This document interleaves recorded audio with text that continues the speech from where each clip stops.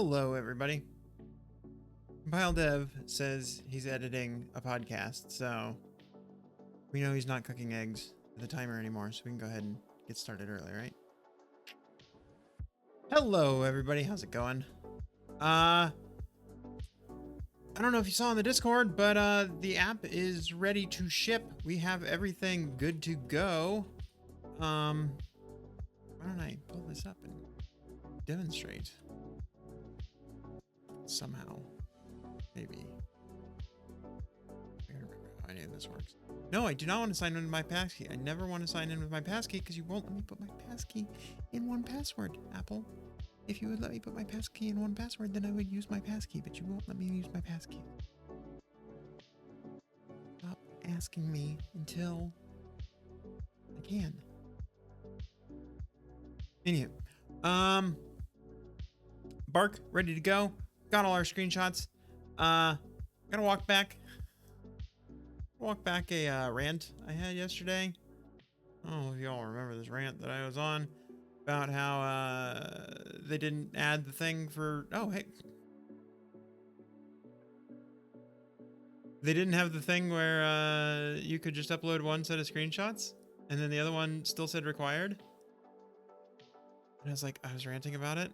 And then it turned out I tried uploading it, and it in fact does allow to have just the one.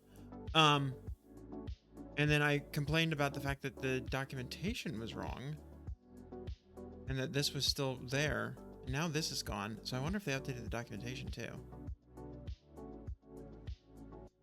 Learn more. Did they update the documentation finally? Because that'd be great.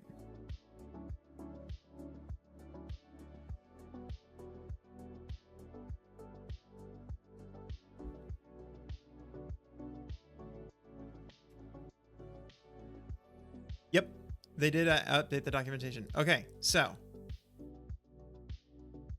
Hey, all of that stuff that I was complaining about last stream, it's gone. It's fixed. We're done. Hey, thank you, Apple, for addressing the thing that I was so mad about yesterday.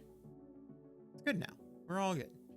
Anyway, what did we do? Got all the screenshots finished. These are all done. This was the last one that I was working on, this scan barcodes from any app one. It is now all done. We customized everything. And I have the screenshot there. I then wrote up our app description, which is, I think, one of the longest app descriptions I've ever put together. So I'm kind of happy with how that one turned out. Got a little bit of more information here. Got our keywords. We had that last stream. App information, all of that. Support URL, marketing URL. Good. All of this is ready to go. I don't want to scroll too far because it shows my phone number, even though it's pretty easy to find my phone number online. It's not that big of a deal. Build is there, but we're not ready to submit this build. That's what we're going to work on today. We could submit this build. I am happy with this build. This build would work. That's not the build we're going to submit. This is where I'm not going to scroll down anymore. Purchases, they're all in there. Boom. So everything's good to go. We could ship this right now. I could click the button to say, submit this for review.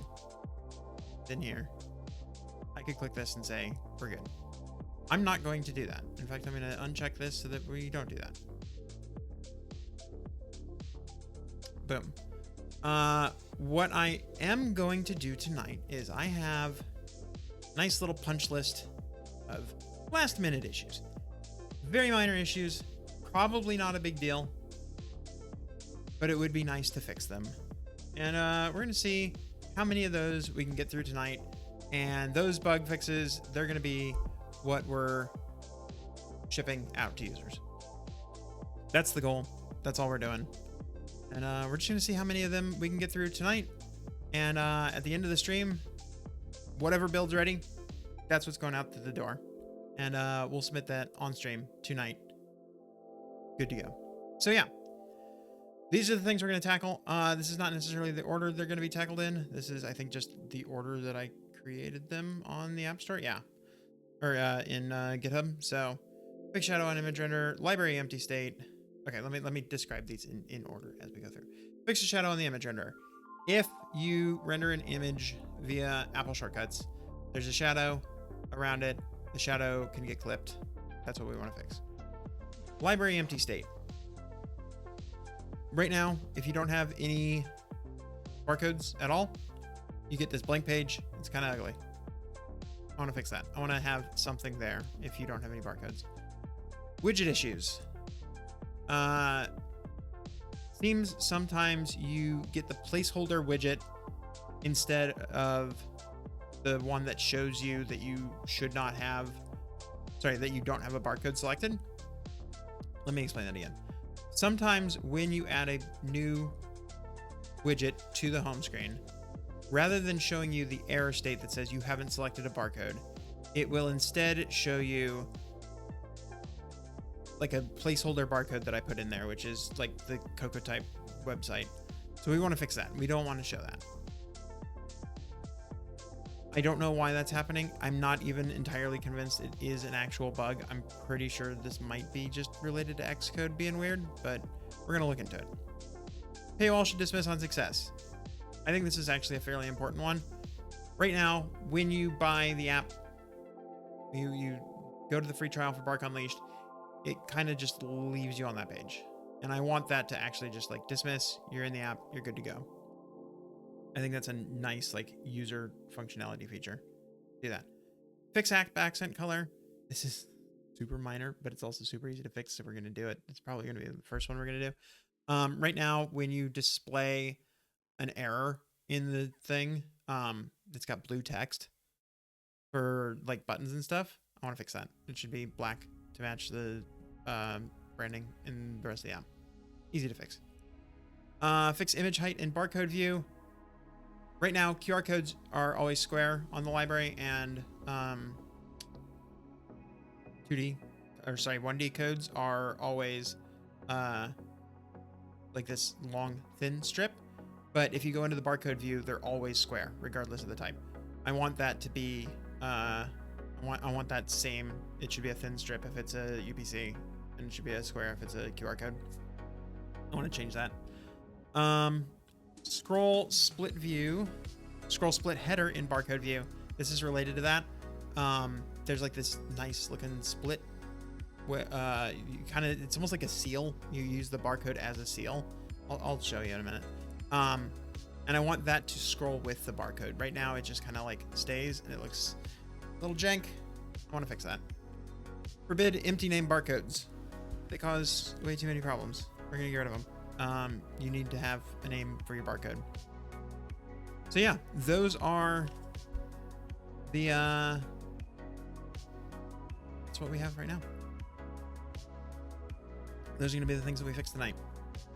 I think I'm gonna start with a couple of the like, I know this is going to be easy ones, get a little bit of momentum built up, and then maybe we'll tackle some of the ones that I know are gonna be harder, like widget issues, the library empty state, that kind of thing. Let's get some good wins momentum going. So to that end, I'm going to start with fixing app accent color. I do have one other additional problem. Oh no, I don't. Never mind. Just kidding. I was gonna say my phone battery died overnight, and so we can't display that. But no, it's not. This is definitely an other device. Weird. Quit Slack. We don't need that open. Quit Craft. We don't need that open. The App Store. All right, let's actually, okay, first of all, let's go create that branch. Switch to the branch, and I'll demonstrate the issue.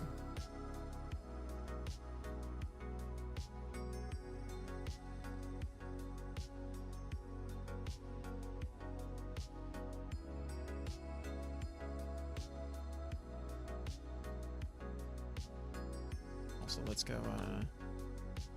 clean up our branches a little bit. All right.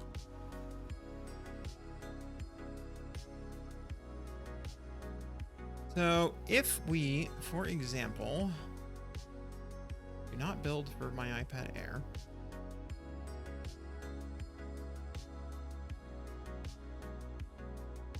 build and run the app, I think the easiest way for me to demonstrate this is going to be to create a duplicate barcode, and it'll display an error. And that'll demonstrate what the problem is. Or it will refuse to build because of a file that doesn't exist. Apple, please, stop. Code will continue when the operation completes. Well, sure.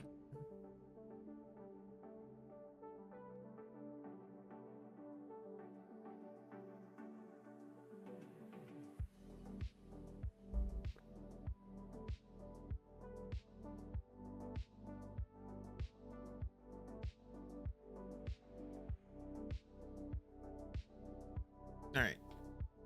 So it looks like we do already have the treats in here. So let's go ahead and scan the treats again. We should get an error. No? Okay.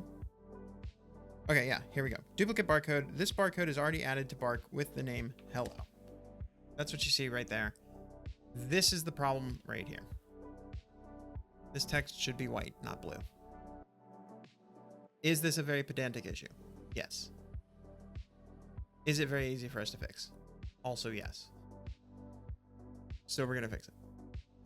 I think the whole answer here is if we go into here, we go into, actually, we may even see a warning if we pop open the warnings. Yeah.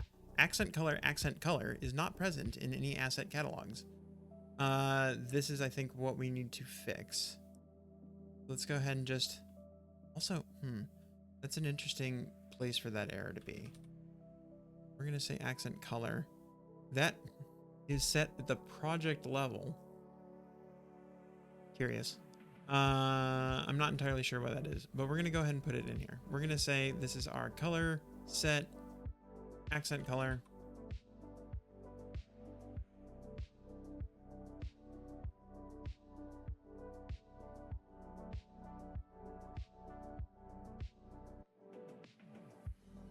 We're going to set it to label color for both light and dark. That's all we really care about. All right. So now, if we build and run the app, that should have fixed it. Although we'll see if that's actually true.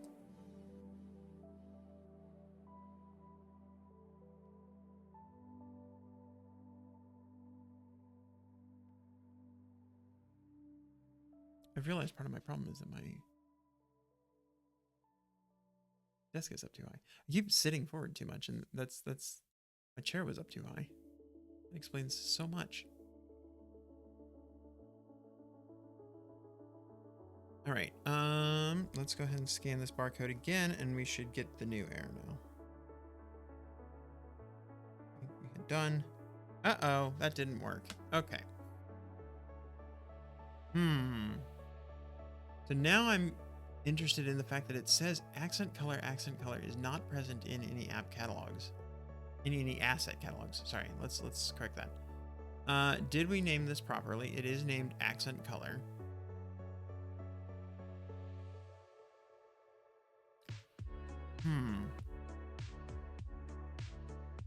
Global accent color name.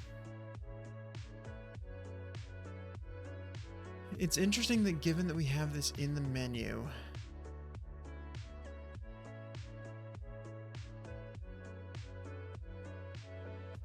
that's very curious. Let's try something entirely different. Let's go back into here, and let's go ahead and just say that our root view always has a tint of primary. Let's see if that fixes it.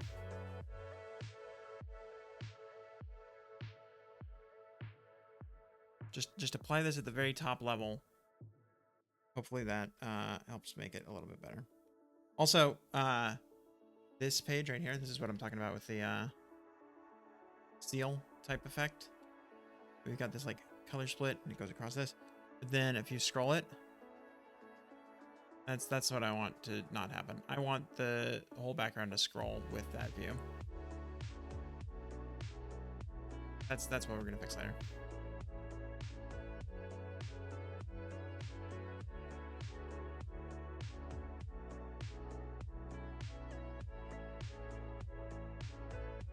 I actually can't tell if I reran this after I did that or not.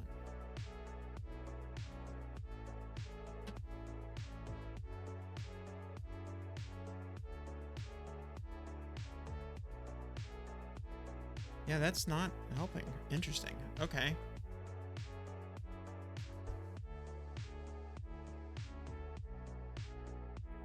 Let's try killing it a different way.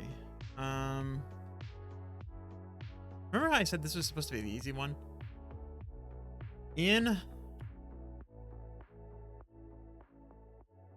Where would that be? Okay, I guess that would be, well, this is manual entry. Let's go to, no, because this would almost be in scanner.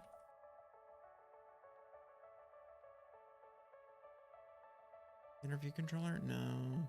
Scanner container. Overlay toolbar. Error alert. Error alert view modifier. Here.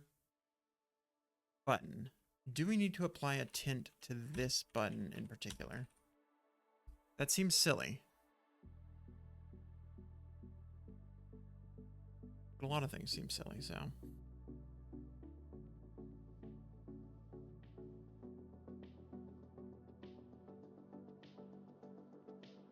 That also did not fix it. Now I'm even more confused.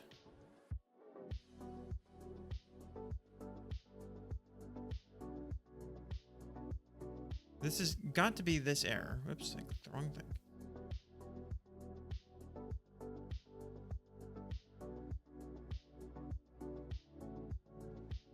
We're looking for dismiss button title. Yeah, that's it right there.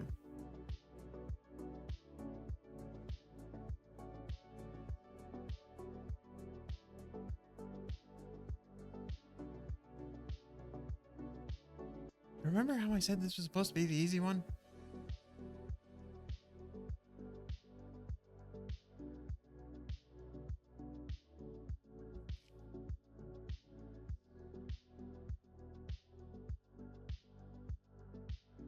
No, I don't want to do this. I hate using dot appearance stuff.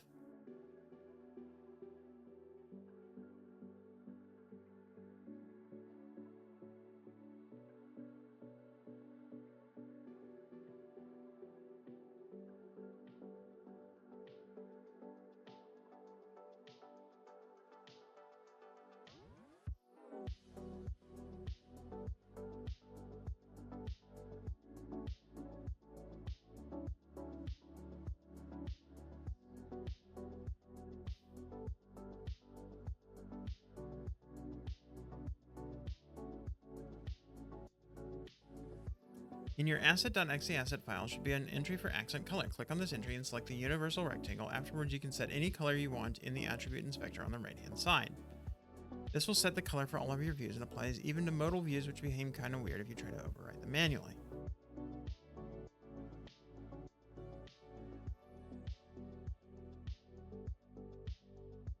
That should work. That should work.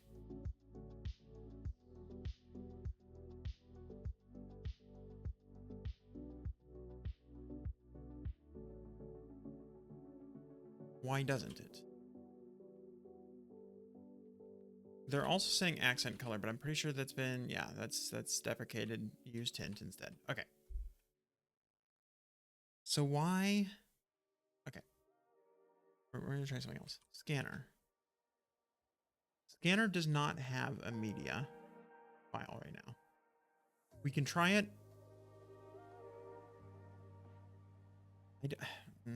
I don't think this is going to be the right way to fix this. We're going to try it. I don't think this is correct. What just happened? What am I doing? New file. Asset catalog. Media. Create. Color set. Accent. Because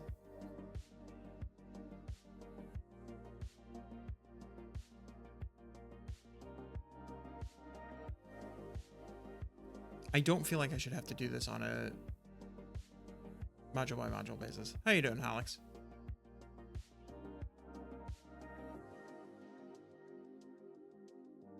I feel like this is the kind of thing that should just work on an app level. And I'm not sure why it's not.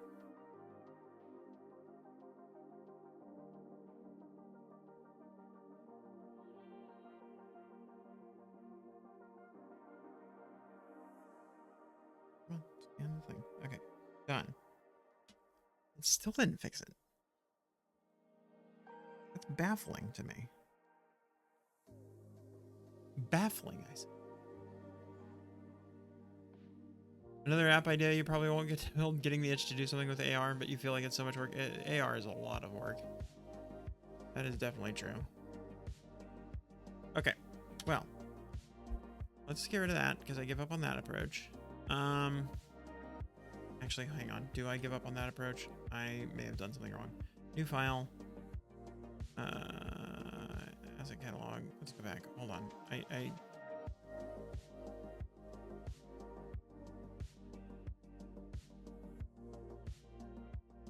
gonna try something one more time. Not an image set. What am I doing? A color set. Accent color.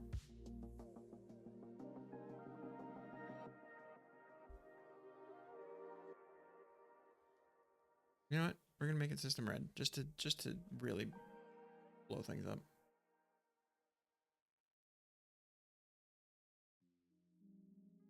I don't trust this.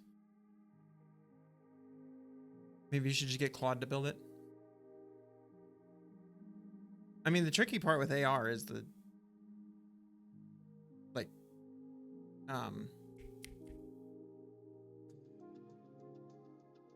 assets. It's not the coding really per se.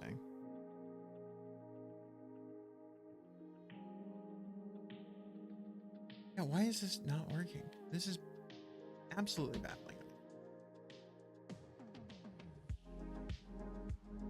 Yep, definitely don't want to delete the entire sources folder. This is definitely in the right target.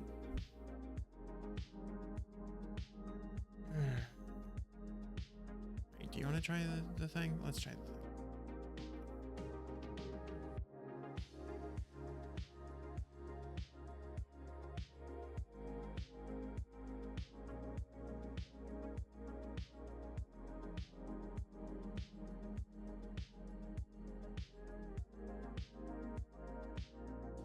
This is not.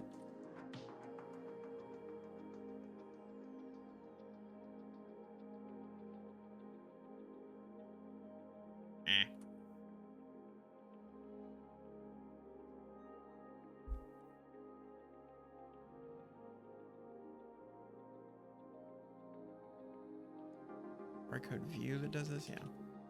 We're gonna go into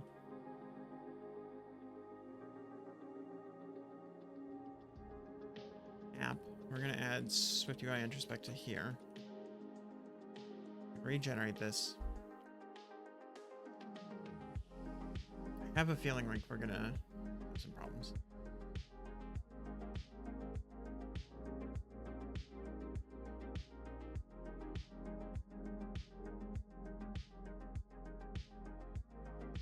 Introspect window on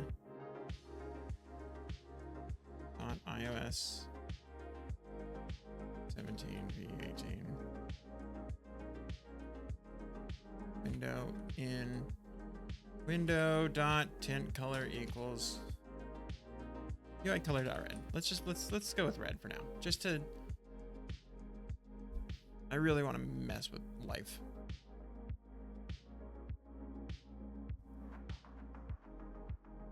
I don't know why this didn't just work. It just what should have happened is I should have been able to just set this accent color here, and that should have been it. All I needed to do. And yet,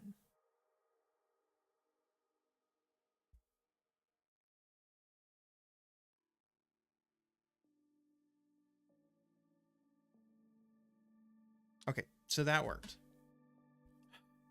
UI kit strikes once again. Okay, so we're gonna delete that.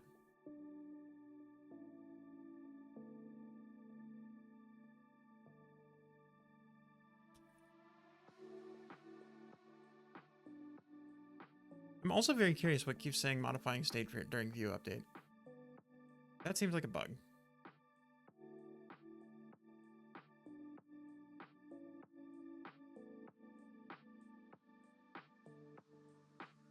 That also feels like a problem for later.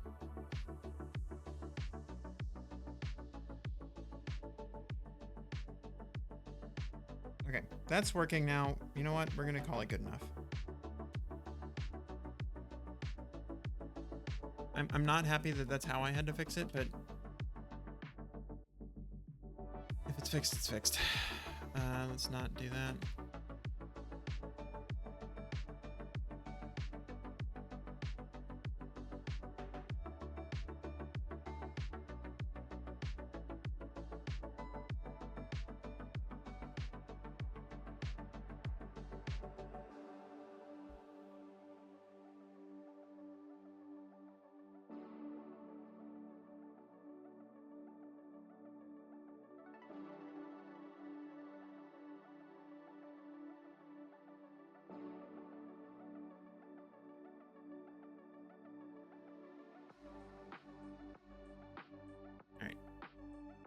Let's go get yarn for this up. Get up, cocotte, bark, pulls. Yeah, okay, hey, it went right to the right folder. Okay, put that up. Great pull request, done. All right. So our idea of let's build up some momentum by getting the easy fixes, not going well. Why don't we try again? Oh, request app reviews. Somehow I didn't list that one when I was talking about what I was doing. We need to do that. 30 seconds that you're on the phone, Banhammer phone starts. Sorry, KNH. I didn't see anybody else getting it.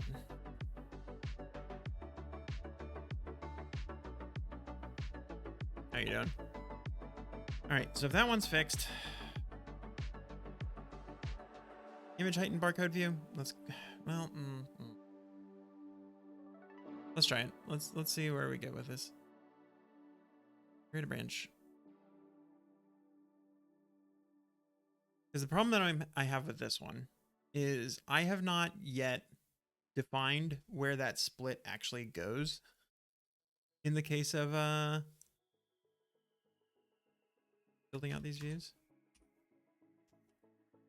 this might not work as well as I'd hoped, but we'll find out.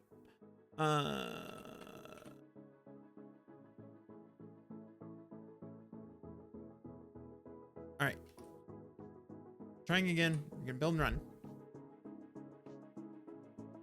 All right. Yeah, you've already seen this issue, which is if I pull up the 2D barcodes, they should not be as big as they are. They shouldn't be giant squares. They should be thin lines. But then I need to match the background with it. Oops, that's not the right way to do that. Let's turn on light mode where it's a little bit easier to tell. Maybe not really.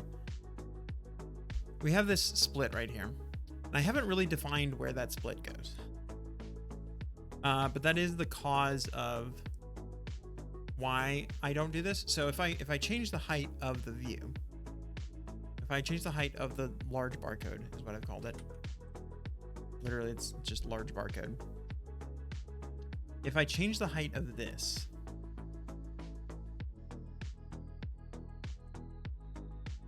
it will work, but then it'll be not covering that split anymore.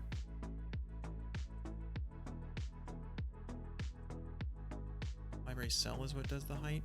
Yeah, look at this. The height of the barcode view for the given barcode model. Okay. I kind of want this to actually be backed back into barcodes. Take this and return like an aspect ratio. Right? You know what I mean?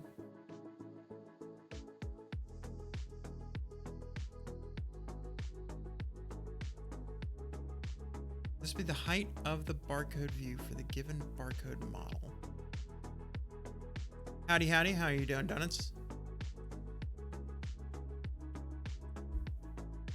So yeah, let's make Kenny No by Eagle Knot a aspect ratio on the barcode type. Do we even have such a thing? Actually, I don't actually know if that's true. Code value, pretty good other than a build error. Build errors, gross. I think this is what we're gonna want. We're gonna put it on code value itself. Yeah, let's grab this. the aspect ratio of the represented barcode.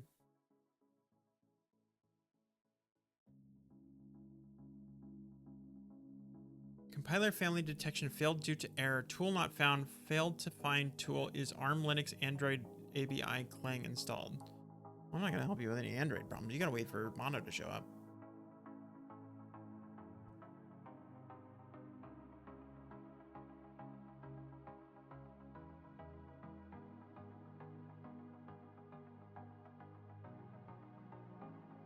Isn't that how you summon Mono?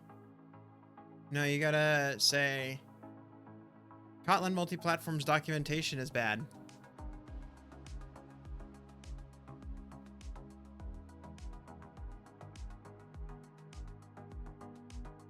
Okay. This now becomes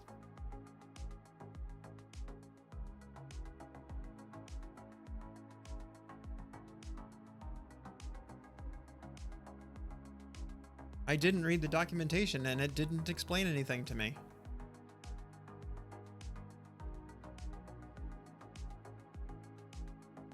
Do I have Kinney No named in 2 different places? I think I'm going to rename this Kinney No to aspect ratio. No, I'm going to okay. I'm going to leave that as Kinney No. This becomes aspect ratio.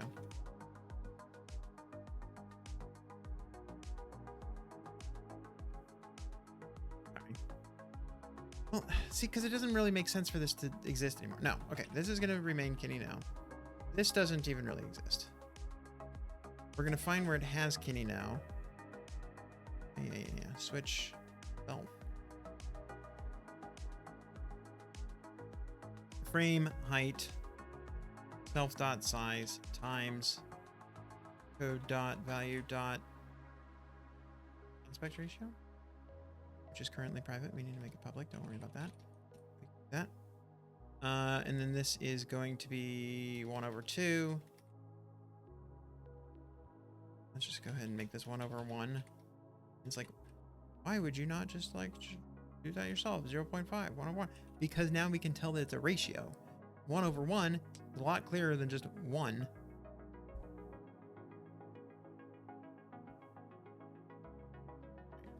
All we're hoping is that now the library looks exactly the same. It does. Perfect. The next thing that we need to do then is we need to go add that to large barcode.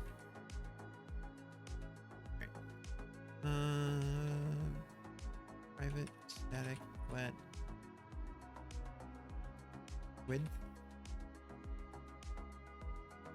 equals 280.0. We're going to say self.width and self.width times value dot. You did give skip a try and it seems cool, but it's not there yet. Did you see that they introduced a native Swift compiler for Android today?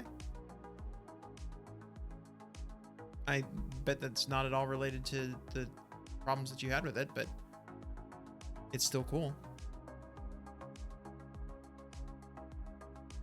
Yeah, so before all of the Swift code got transpiled into Android with skip, and now they have some stuff where they can actually compile the Swift code itself directly to native code on Android.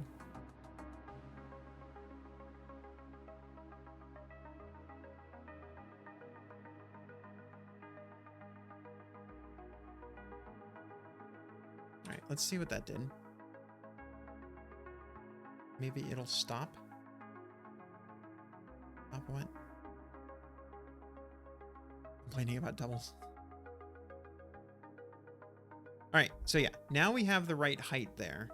But the problem with the height that we have is that it's now like all into the white area. And we still want this to be like, it's in the bottom of it, basically. And I'm not entirely sure how I'm going to fix that. So if we go back and look at the square one, I don't know if I want the same level. Okay, so I think I want it to go down to like 60% of the thing. And that's where it would be. But then we need to figure out how to math that out. I guess is the problem here. We may end up doing both of the fixes in this same branch. See what happens there. Let's figure out what this actually does. Okay, so there's a barcode view. There's clearly a barcode view background.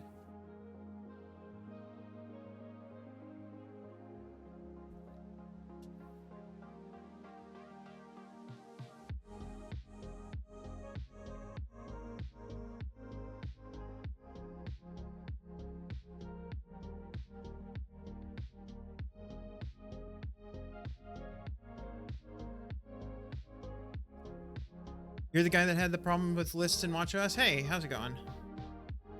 Yeah, that is how lists work, unfortunately.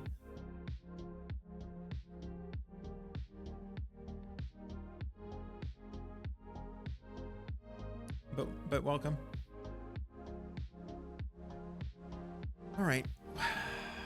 I need to figure out how I'm going to define this. So like barcode view background, I guess needs to be defined based on code as well. And then what we're trying to say, okay, so what is barcode view background? Let's pull it. Not do what I wanted. That still didn't do what I wanted. There we go. Okay. Yeah, height is 300. You wanted to ask if the Supabase Swift project worked in playgrounds. I honestly have no idea. I have never used Supabase, so I don't know.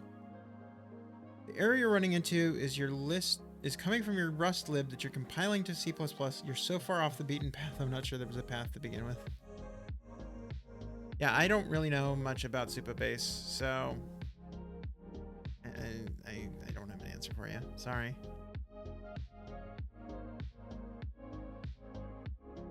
Okay, so my problem is, okay, what's going on here? This has to ignore the safe area. So, kind of need to know what the safe area height is, though, in order to figure this out.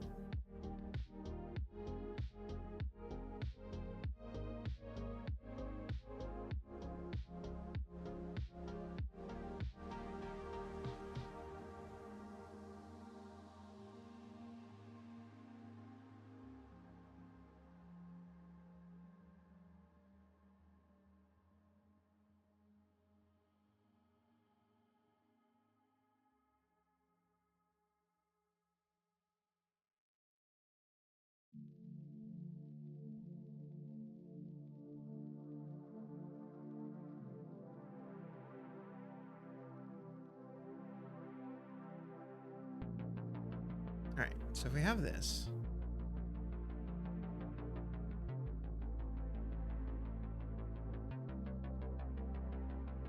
yeah, we would need to know what our safe area insets are, right?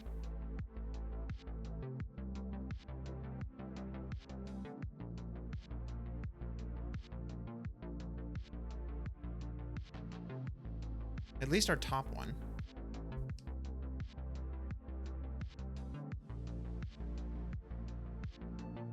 I mean, you can hit any database through its normal, like if it has like a HTTP API, you could hit something like that. Or you could use CloudKit. That's obviously limited to what CloudKit does, and I know it doesn't do anywhere near as much as Supabase does. But yeah, I don't know why Supabase wouldn't work, but I just have no experience with it, so I don't really know the answer.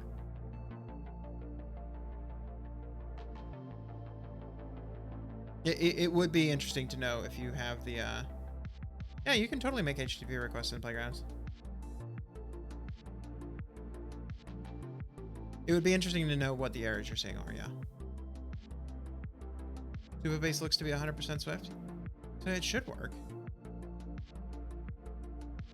I think the only problem would be if it's built on some precompiled library. Because if you did that, then it may not be compiled for iPad. You would think that it would have to be, though. There's a ton of errors. Can you upload a screenshot? Yeah, you can upload a screenshot. I don't think I have a immediate answer for you, maybe, but We can definitely take a look at it. All right, what do we have? Dot safe area inset shows the specified content above or below the modified view. What did I do with my scrim view? Navigation bar scrim. I used the geometry reader. Okay. That's fine. Geometry reader.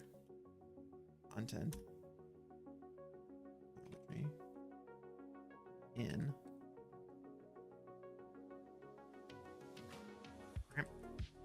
Didn't do what I wanted. And I guess we want the ignore safe area to be on the geometry reader?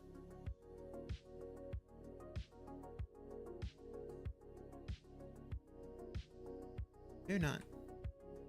Because it's not in the other one. Right here. Let's see what this gives us.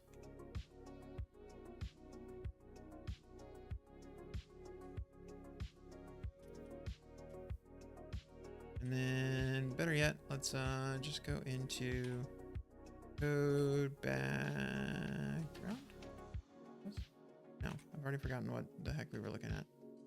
Barcode view background? Yeah. Let's see what this gives us.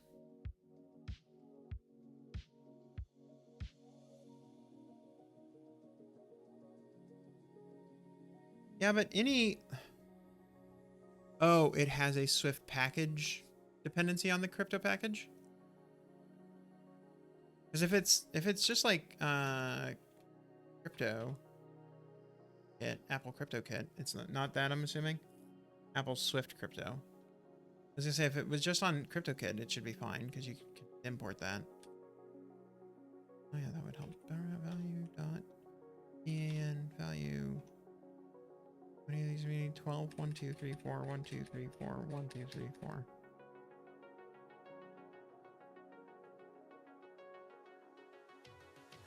Why are you like this? What's the problem?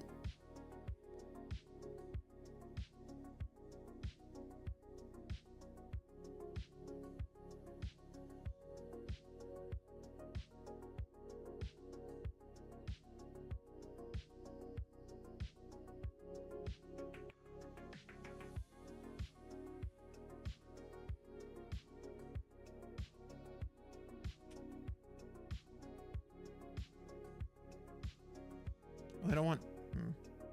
Fine. We'll see what this gives us.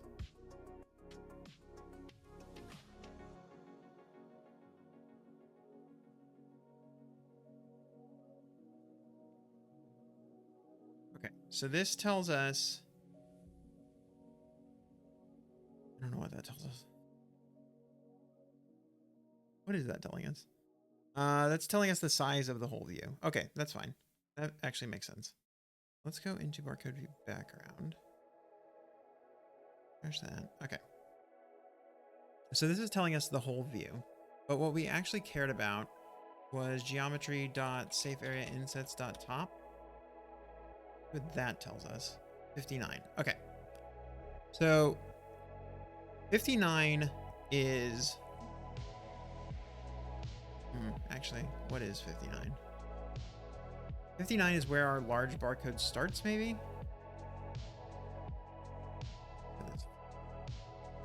Hey, there's Mono. We were waiting for you, Mono. We tried summoning you explicitly. It just took a little bit longer than I think we expected.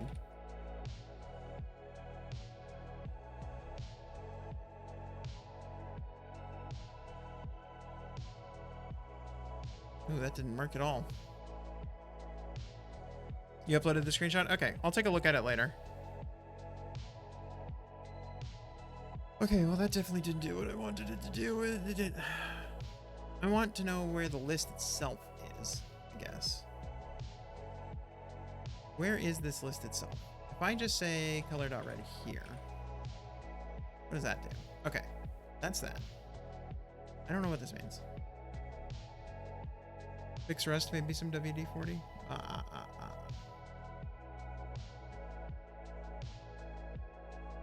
Where is this happening? It just, I don't know where the color of this thing is. That did not do at all what I wanted it to do.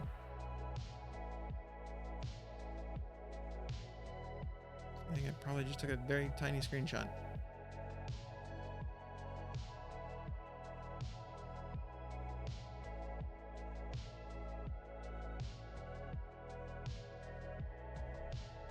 Wait, is this doing it all what I'm thinking it's supposed to be doing? Hold on.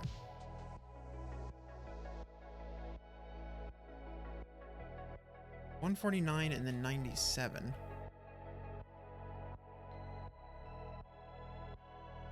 Neither of those numbers seems plausible for what's getting to here. It's almost like list has its own padding.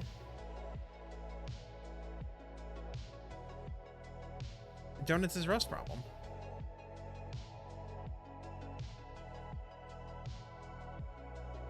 He can't get it to compile. All right, what if I swap this out for a VStack?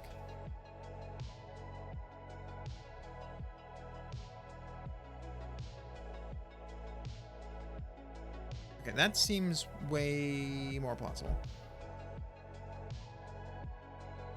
Because then this number, is this 98? Yeah, that number's 98. Okay, so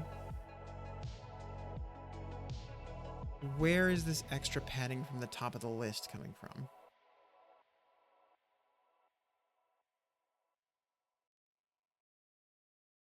Can you import foundation networking in Swift Playgrounds? No. You shouldn't need to, though. What is Darwin? Darwin is the kernel that backs iOS, macOS, all of the OSs.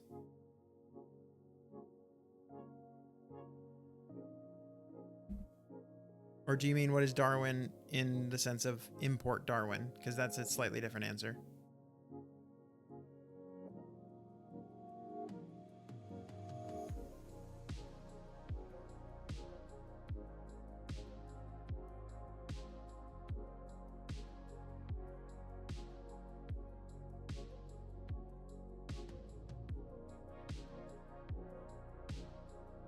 But you shouldn't need an import of foundation networking. On foundation networking is for Linux and stuff. Foundation networking is for systems where foundation is separate from foundation networking, and that's not true on any of the Apple OSs.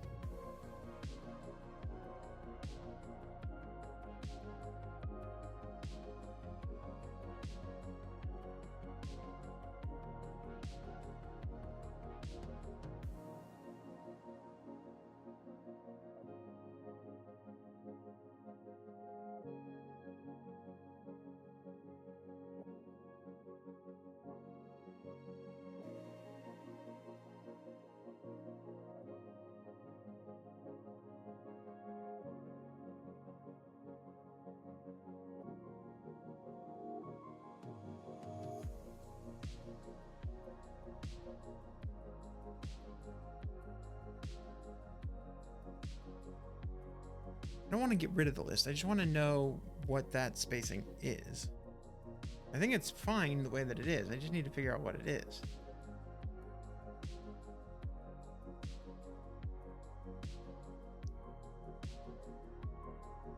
Default min list header height? What the heck?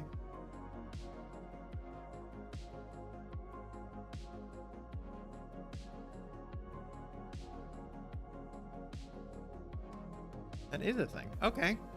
Default minimum height of a header in a list. When this value is nil, the system chooses the appropriate height. The default is nil. Hey, Kersplat, how are you doing? See, now the problem is I need to know what that value is, and it seems like it's saying that it's nil by default.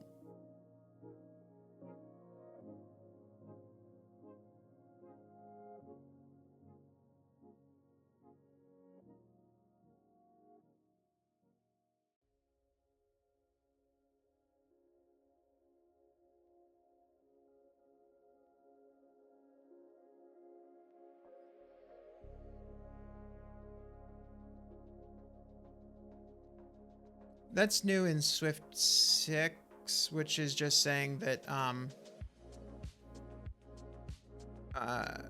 the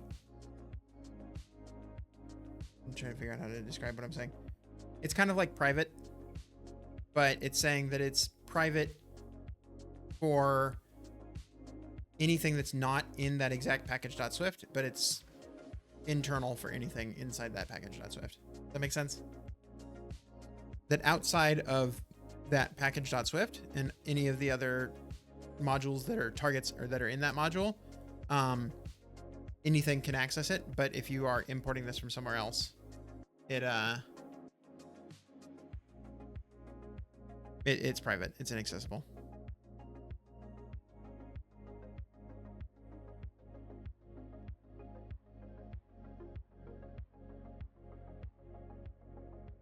I just want to know where the top of this thing is. I have an idea. I have a theory. Hold on. What if, and this may actually help our other problems. Let's open up Kineo. I think we do something like this with our film strip. Vision film strip. Yeah. What do we have? We have a preference reader. How does this work? Preference reader. Key, preference key. Private let key, key type.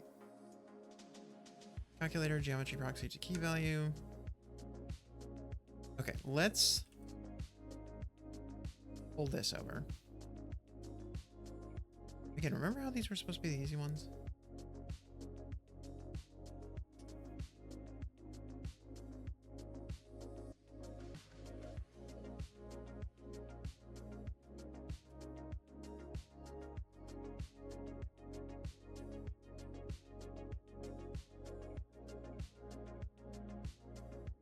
What are you trying to do? So on this view, you see how we've got this like split color scheme here? And this is kind of like, oh, you've got like this almost like a seal over that split. That works fine on this view. And then if I have a tinier barcode, it doesn't fit.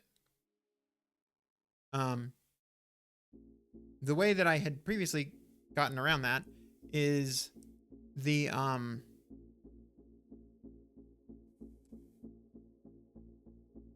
barcodes were always square. So like even these 1D barcodes were full squares and it just looked like that. But that was kind of ugly and I didn't like it. So now I'm trying to fix it here. And the problem that I'm running into is I need that background to resize based on the size of this.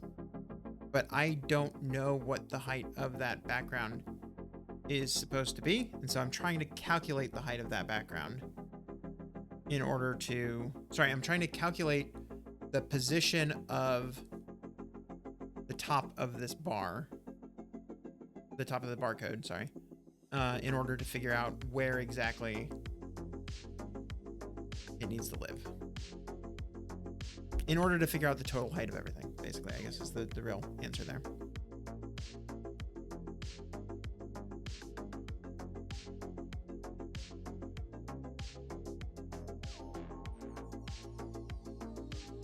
But I have a theory here.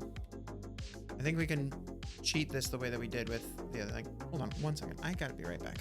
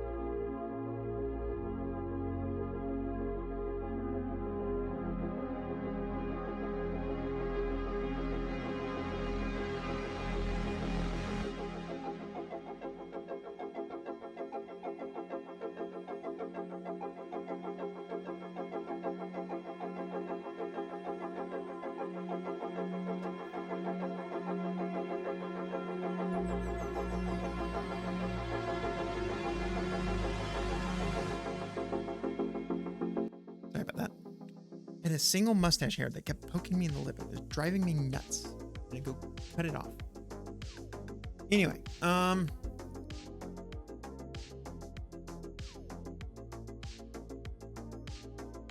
yeah, so I think I want to use this preference reader stuff that I did on Kineo, which should tell me where the top of that list is. So we create this preference reader like this. We put it into our scroll view. And then in there, we're able to say what is the coordinate Y of our thing. And then we're setting that in a preference key, which I don't know if there's anything else that we need to do with this preference key. Yes. Okay. On preference change of that key, then we can do something with it, but we don't really. Crap, that might be a problem too. Dang it. Okay, we're gonna just see what we get. Fine. It's fine. Fine.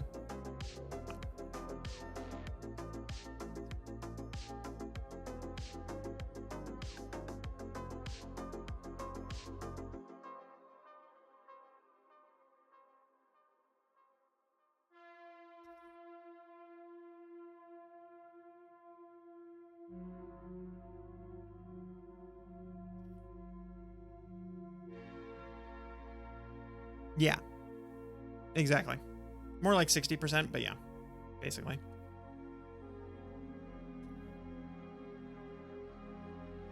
That's not how that works. Offset preference key dot self.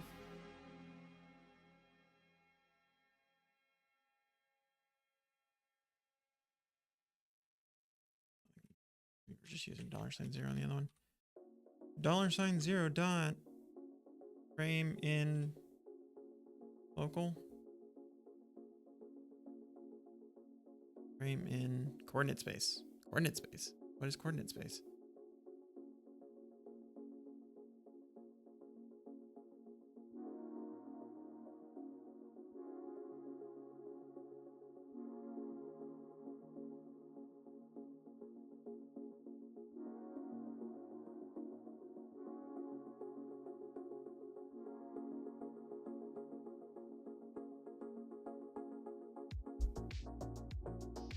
This is on the scroll view itself.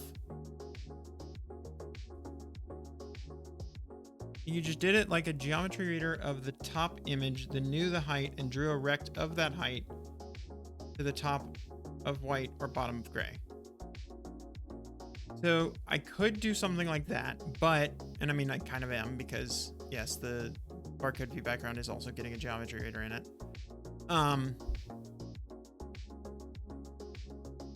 The problem is this view doesn't know, like those two views are like siblings of each other. And so neither one knows about each other.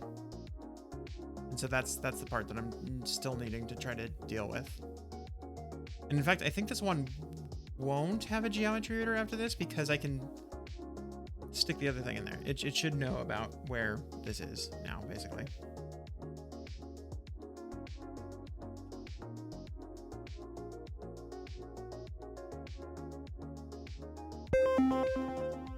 Hey, thank you for the follow, Calario Sun. Really? Haven't you been following me forever?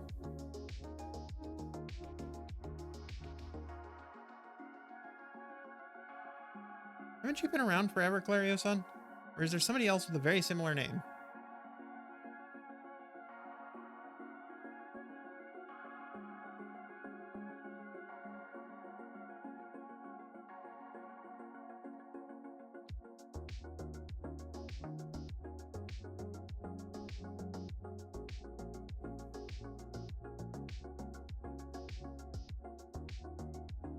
Right, so really, I guess what I want to do here now is on preference change, let's just print out that other change.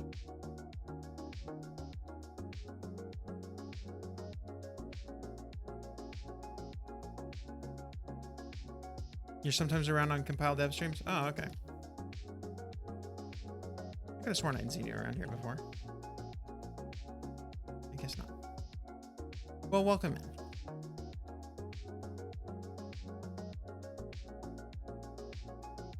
think I need to get rid of that other print because otherwise I'm not going to know which print is which.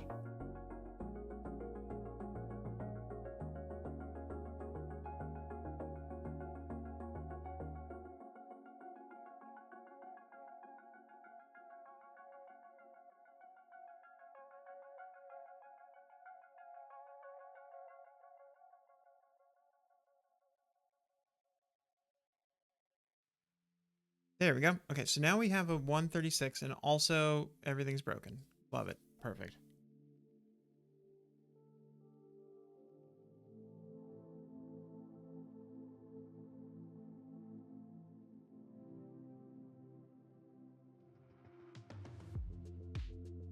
Why does my preference reader have any size whatsoever?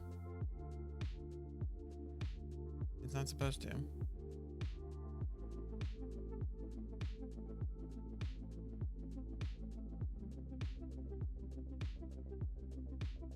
And more importantly, if it does have a size, how do I get rid of this separator?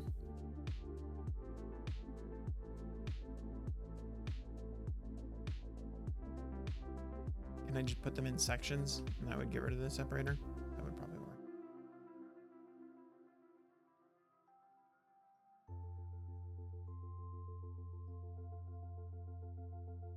Then I think we're gonna get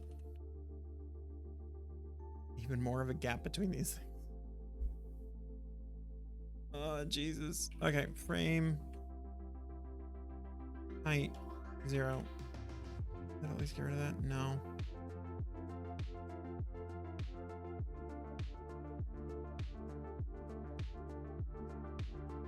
I feel like I've made life so much worse.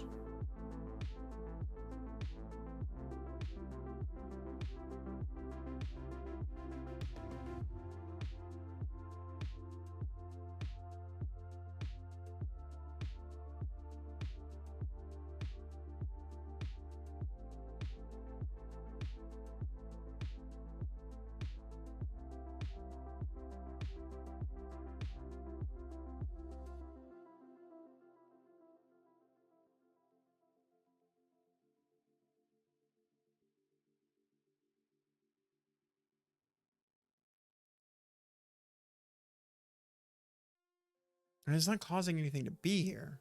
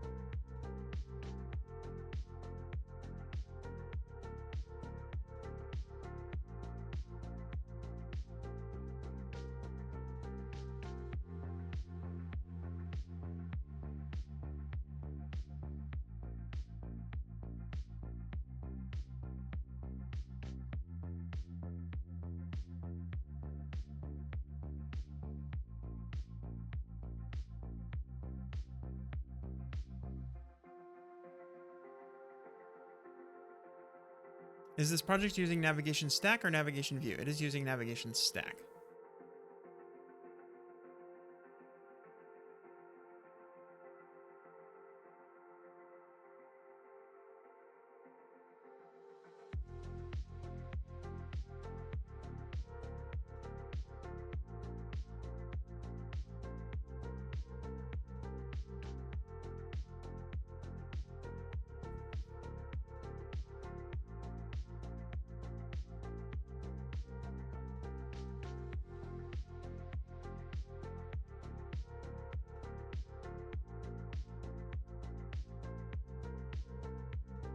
Welcome this guy.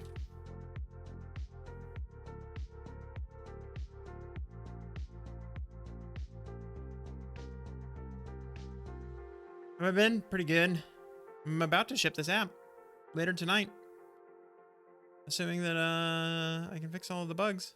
Sorry, you haven't been around much? Oh, no, not a problem. You got to do what you got to do.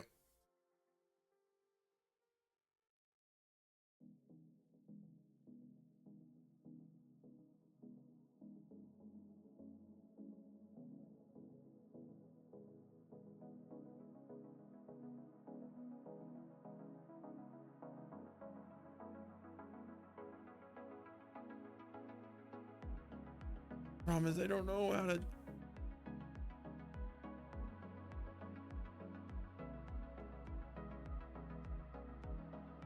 I don't want to remove the space between the behind the SwiftUI list sections. That part's fine. I don't have a problem with it. I just want to know what the height of them is. In iOS 17, there are 2 new modifiers which let you customize the spacing between list sections. List section spacing with float, list section spacing with 0.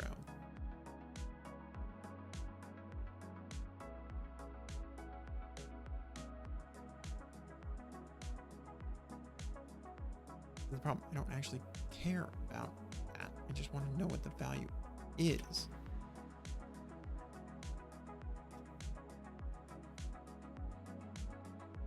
I mean, that does get rid of it.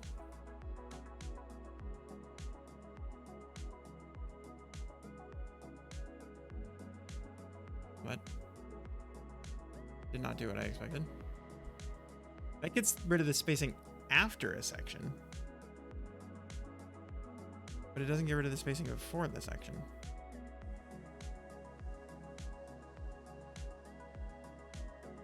Does the section is expanded is by default true, causing it to behave as greedy as a spacer?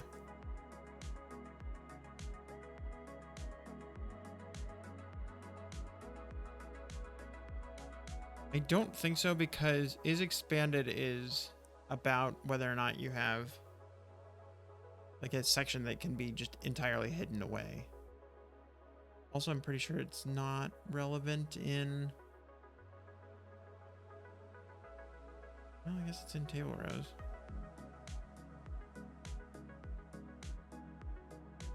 Controlling collapsibility. I don't think it's relevant here, but that's a good thing to consider. Yeah, this is only changing that. It's changing it on both of them, which is quite strange. So no matter where I put it, it's collapsing that. But oops, sorry. And then somebody else said content margins. Top 0. Hey, okay. So that at least figured that out. But now, like, what I want to do instead is I want to figure out what that value is. I don't care.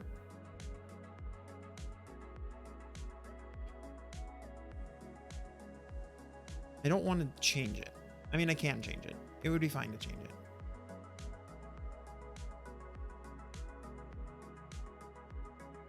Then at least I would know what that value is. You know what I mean? But what I really care about is finding out what that value is. But at least if I could set it, then I could pick a value that I know what the value is and then set it. But also kind of just like the way that this looks right now. It looks fine. Maybe I just leave it like this. Maybe this is totally fine. Yeah, maybe we just do this. Okay, let's just leave it like this. That's fine. Do I need this section anymore? No. Then I guess I don't need any of this preference reader stuff. That can all be gone. Gone, gone, gone. Let's leave the preference reader in here. Actually, no, the preference reader actually might still be relevant. Let's leave that in here.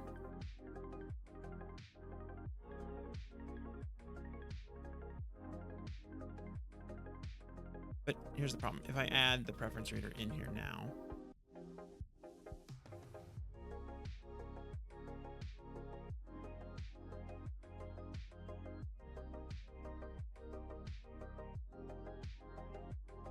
That's going to add that space back. Yeah.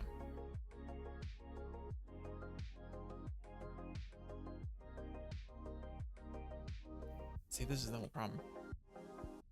And then if I do that section spacing,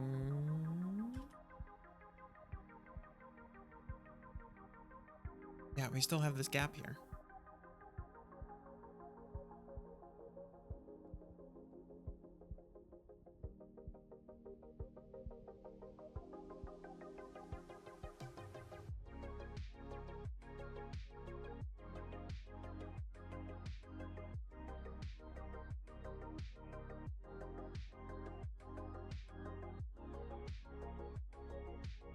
Okay.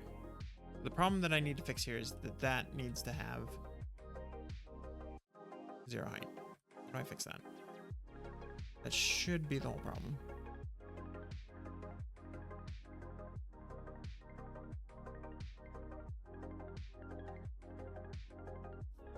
And yet, yeah,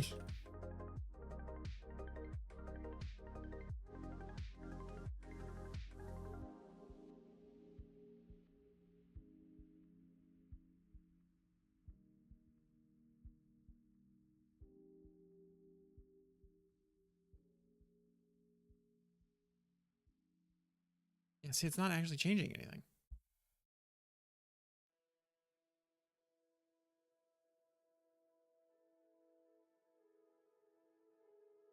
I can change the section separator. We don't have any section separators. Can I change? If I make this part of one big section. We still have that gap. Doesn't make any sense. Why? Ah.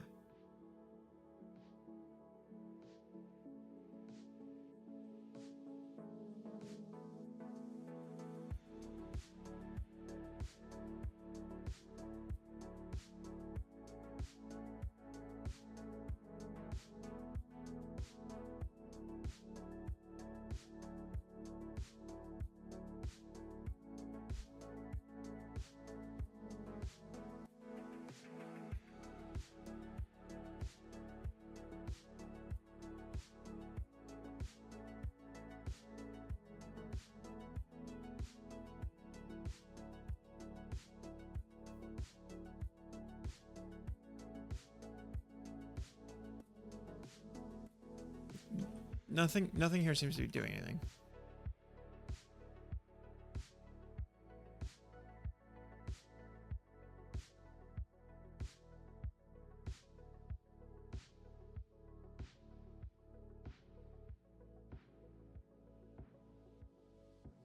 Yeah, that did something. It did something at least. Now if I do that, does that do anything? No. Do that, does that do something? No. Dang it.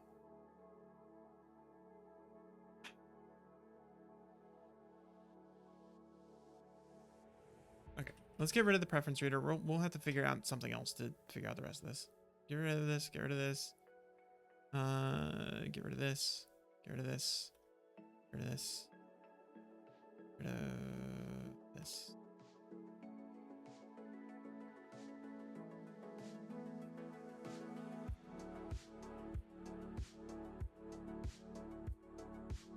That's just gonna have to be where we have it right now. That's fine. Long.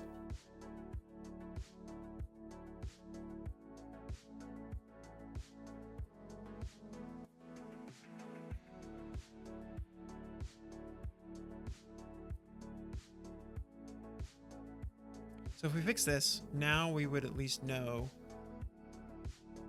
where our view lives, right? So if we have that, we know what our height is. And then we know what the height of our view is. So if we're going to say, so for example, 280, what is our current value? Let underscore equals geometry dot safe area insets dot top. Well, like 96, right?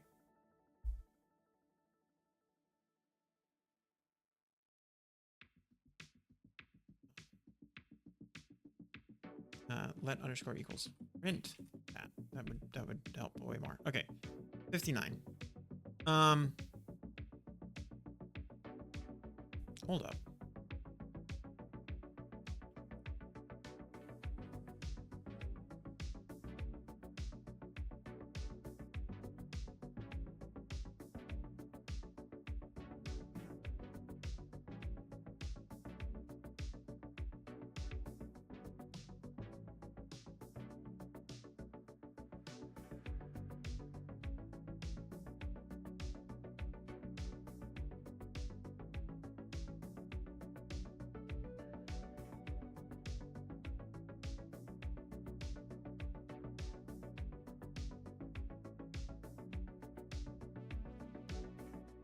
Oh, this is because of the other thing.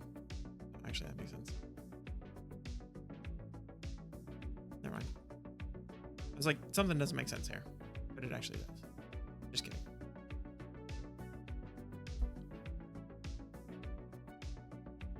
All right. Given what we know, you solved the build issue and you ran face first into another. Okay, so if we've got 98 was enough as our height, and then our total is 300, so 300 minus 98, 202 out of 280 is 72%. So let's say, what is our height times 0.7? So this is going to be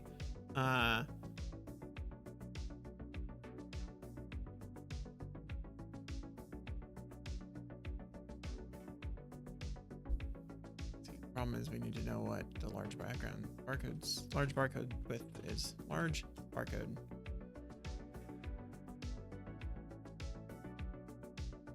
Large barcode dot width times value dot aspect ratio. It's going to take us straight to nothing right now. But then this plus geometry dot safe area insets dot height dot top. That's gonna put it so that the bottom of our view lines up with that. I hope. Let's find out. Not quite.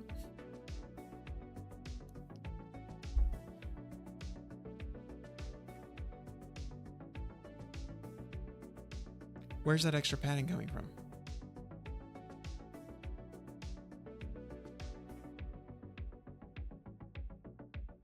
And then what does this look like if we have an EAN value instead?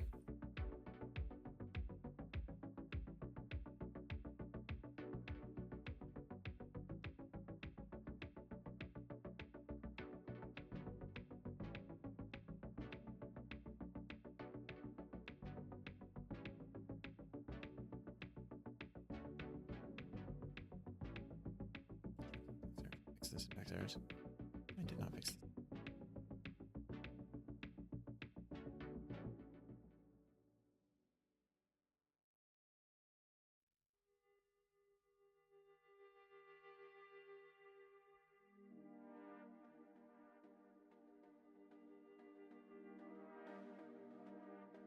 I 100% throw. What are you talking about? I need to put it here.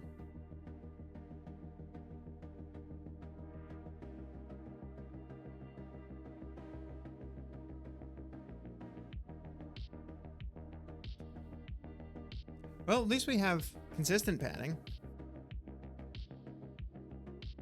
Could be worse. I don't know where that padding's coming from, but at least it's consistent.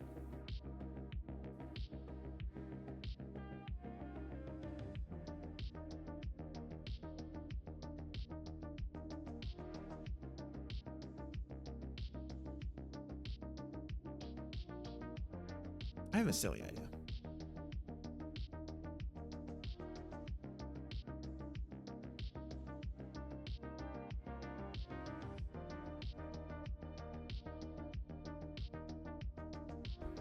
Be silly for just a second.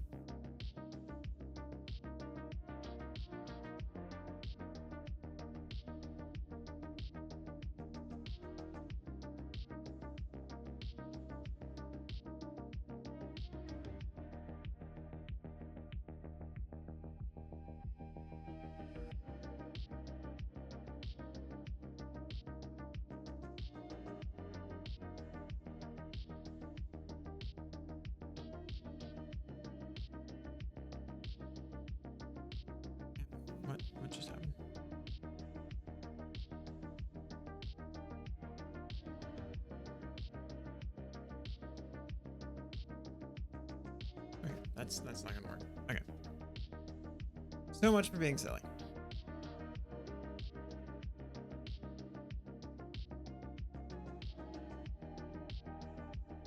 What I was hoping was, can I just stick it right to this barcode and have that handle being in charge of absolutely everything?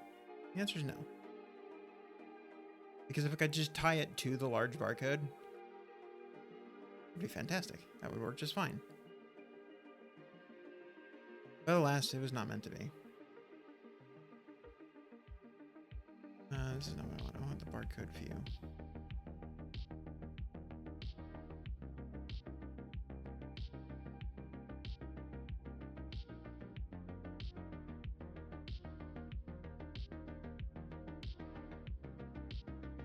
I mean, I can understand why it doesn't work, but at the same time,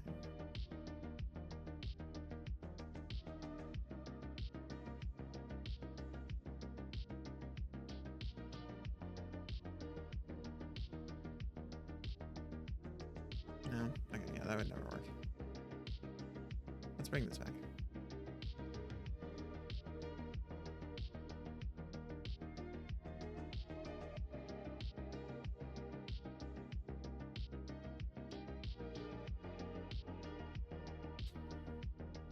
Where is this extra padding coming from?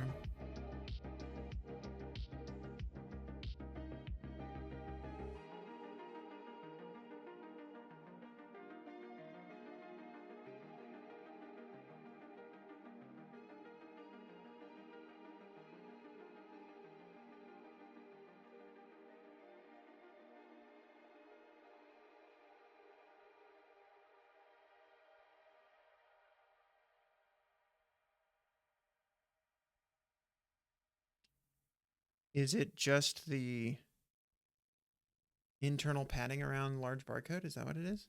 It is. You set max width to that VStack? No, because it would need to be height as well.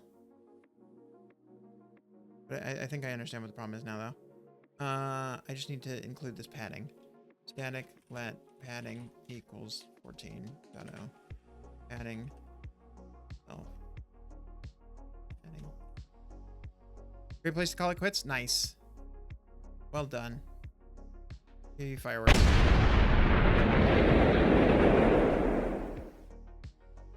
Right, I think this is the problem, is that I just need to include this padding. That's where that gap is coming from.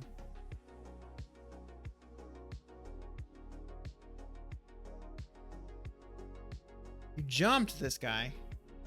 You jumped. Why would you jump? Thankfully, it's not like I'm going to do it again.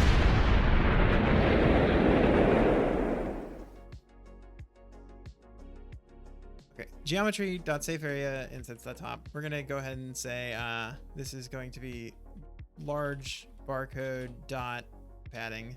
That should take it right to the very top. There we go. Okay. So if I bring back what I pasted here before, plus large barcode dot padding times 2. Why? Where is that last little gap coming from?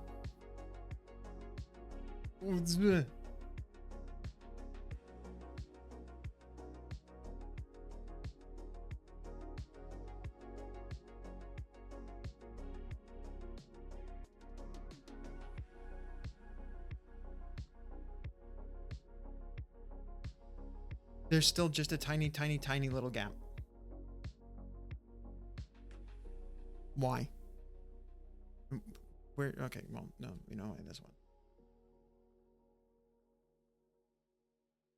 Yeah, it's just like a little tiny bit of space. Where is that coming from? Do I care? Probably not. This is good enough. We're going to say times 0.7. I'm going to go here. And then if we swap it out and we go to the one on the other view, it's going to be close enough. Doesn't need to be 100% correct. Yeah. Looks fine. It doesn't look fine though. It doesn't look fine. Why does it look so silly? No, it looks fine. It actually looks fine. Never mind. Okay.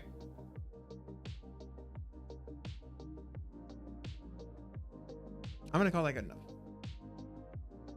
The question is, we now need it to change when we scroll. But I think I can say content.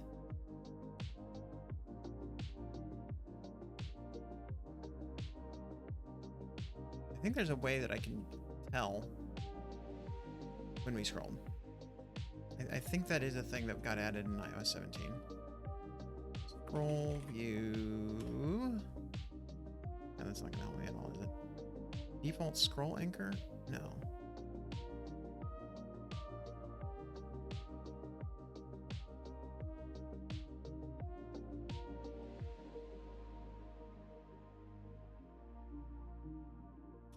It's almost like I've Googled this before.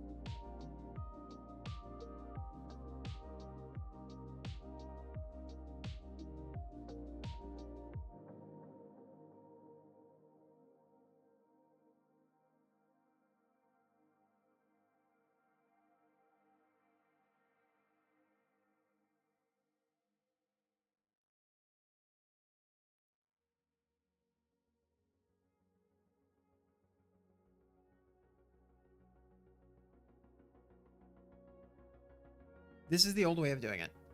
I feel like there's a newer way of doing it that I saw somebody talk about once. Because that was the old way of doing it.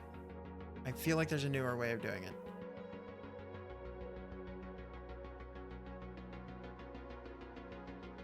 Because I built that whole thing and then I was like, I saw somebody else just doing it with like a standard view and I was like, what do I need? Okay. Sorted by date modified newest first. Text code 14. This is still out. Yeah.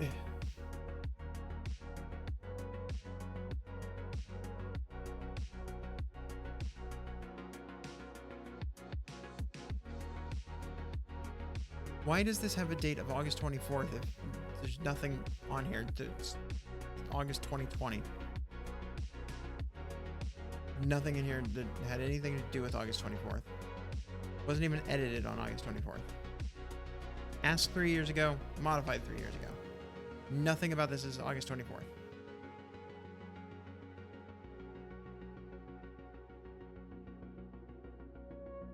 Scroll position. That might be what I'm looking for.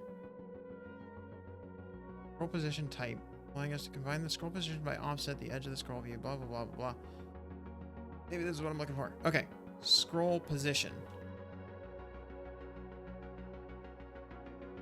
Gives me a binding, but hashable. That's not helpful.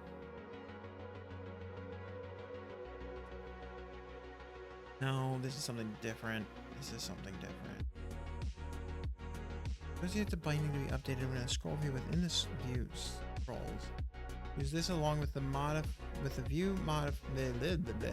view scroll target layout modifier to know the identity of the view that is actively scrolled. Okay, maybe this actually does help. Scroll target layout is on this. Scroll position. This says scroll ID. That's less helpful. I want to know the offset. I want to just know, like, legitimate, where is it by offset? Introduce the new scroll position type, allowing us to combine the scroll position by offset, the edge of the scroll view, view identifier, etc.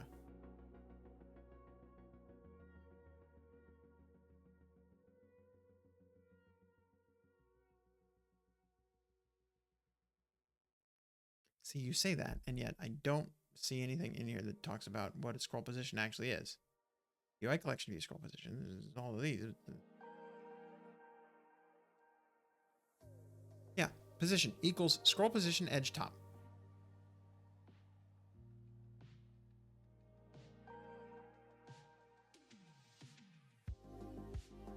Position dot scroll to. Okay, yeah, what is this scroll position? You say it exists, and yet I don't see anything in here that claims that it does.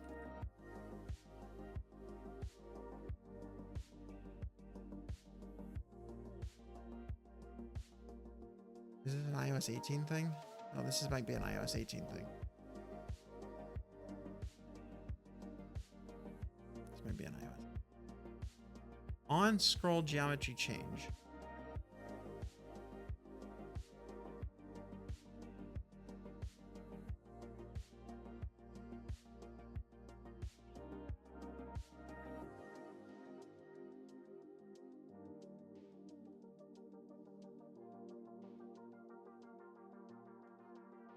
Scroll content offset.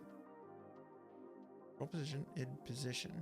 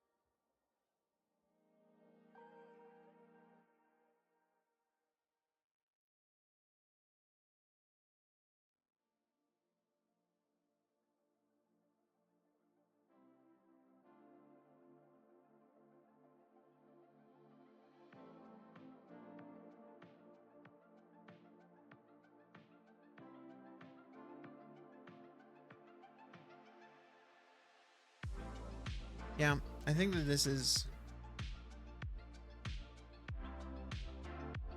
It's not going to give me an exact offset. It seems like that's something that requires iOS 18.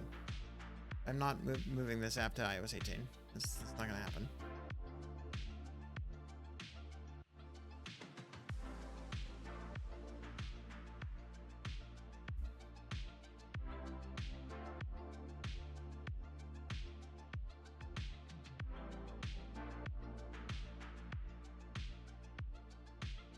Yeah, all of this is about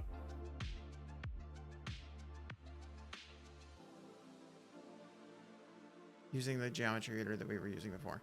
The problem that we've run into is that for some reason that's giving us a extra space. Otherwise, I'd be fine with that. We have that. It's working. It's fine. But for some reason, we've got... It's causing an extra gap.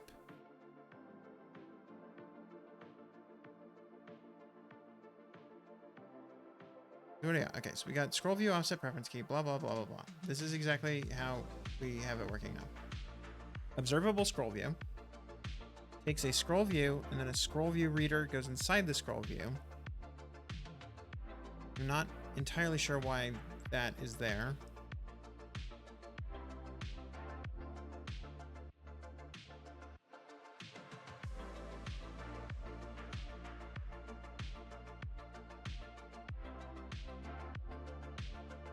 I don't think that matters. Anything. But it's... Oh, it's giving a background to the whole thing. The whole content.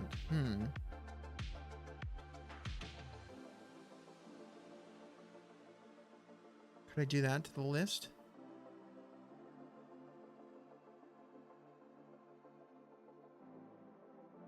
Let's try that.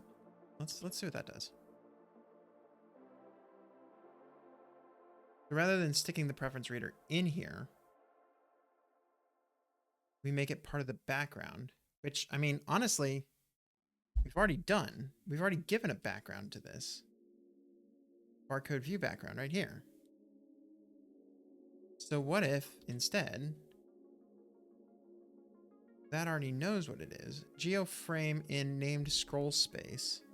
So what is scroll space? Scroll space is in that namespace, right?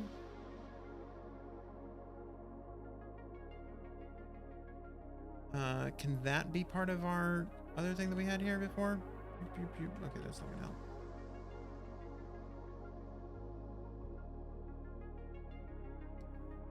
What did we do this in Kinium? Reference reader. We already have. That's fine, right? That still exists. Film strip had. This actually did put a preference reader on the VStack. Yeah, the bottom of the thing. That's weird. Okay. Frame in coordinate space, where coordinate space is named coordinate space up here. We're going to say that goes back into here. And then we pass that into here. It also, then we say coordinate space is coordinate space. And then maybe barcode view background. That's not what I clicked. Barcode view background takes in a coordinate space.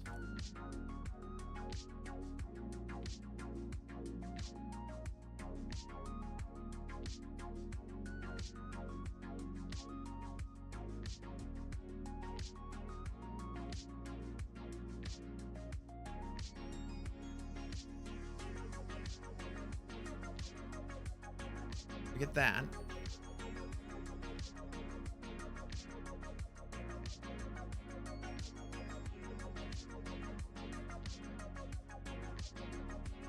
We're choosing to ignore the rest of this. Geometry safe area insets top. So that's going to print that. But then the other thing that I care about, I guess, is frame in named scroll space. So let's try that. Frame in coordinate space. Yeah, let's just print that. Hold, please. This is probably not gonna work, actually. Hold on. I'll find out. Why are you mad at me?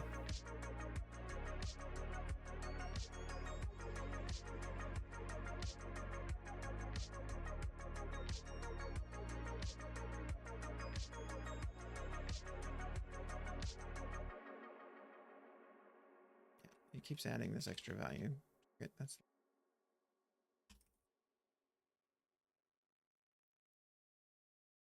not convert value of type named coordinate space to argument type coordinate. Fine, it's a named coordinate space. Really gonna be that mad at me about this?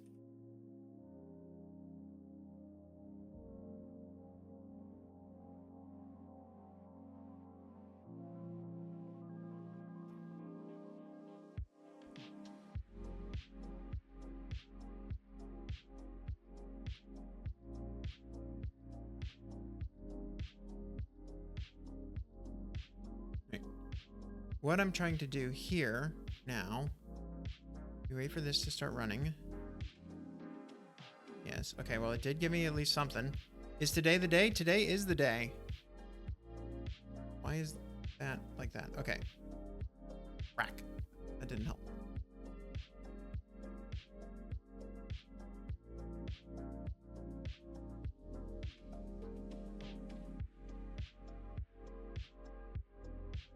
We're trying to knock out a bunch more tiny little bugs right now. We're having mixed success with that. But we are trying. Okay, we can merge this.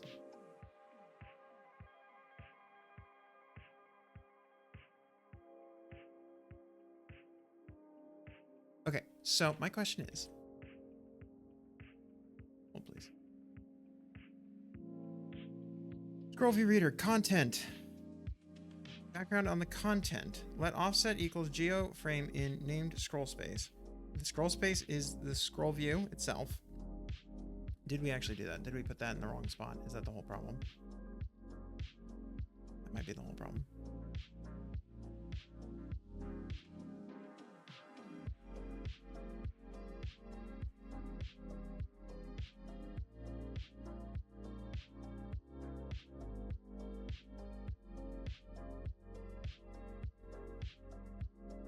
We've got multiple problems. Okay.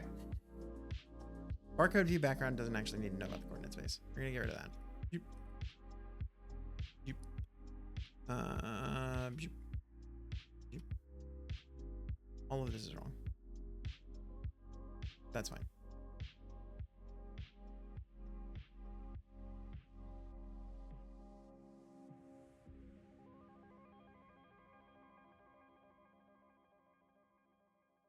The problem is we need this actually on, I mean, really, we should just throw it on the large barcode.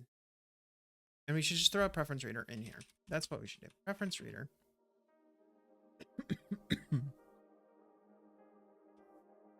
Now we need to bring back our preference key.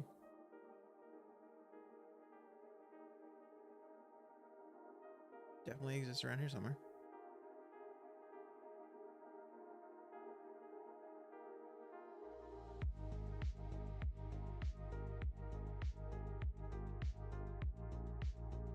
Dot background preference reader key is offset preference key.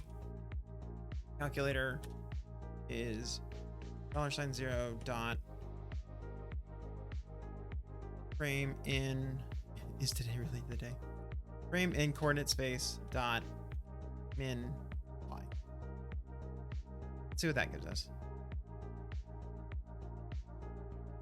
Because then what I care about here is, okay, first of all, does that mess up our spacing?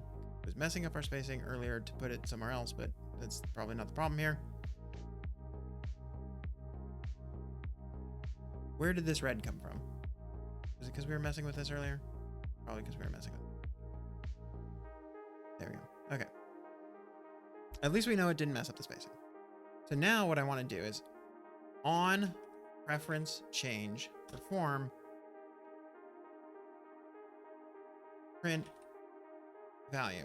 I don't know. Do something. Why are you mad now?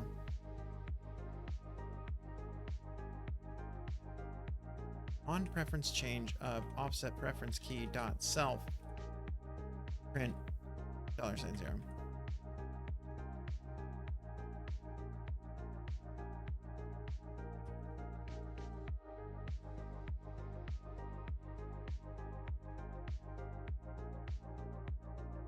Hurrah!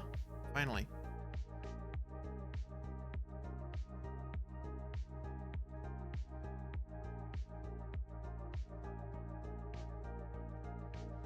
Bill Pullman or Idris Elba? Who did the better alien invasion? Rah rah.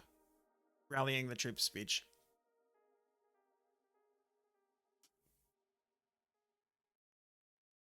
They're both pretty good.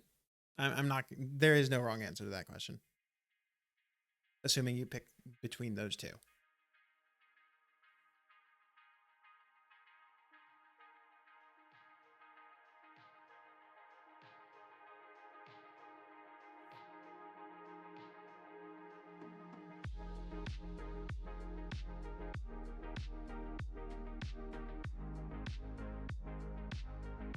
Okay, so we have this gap now. I kind of feel like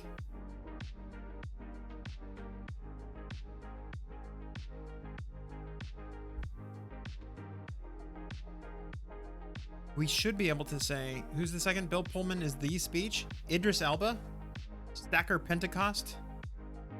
Today we are canceling the apocalypse. Come on.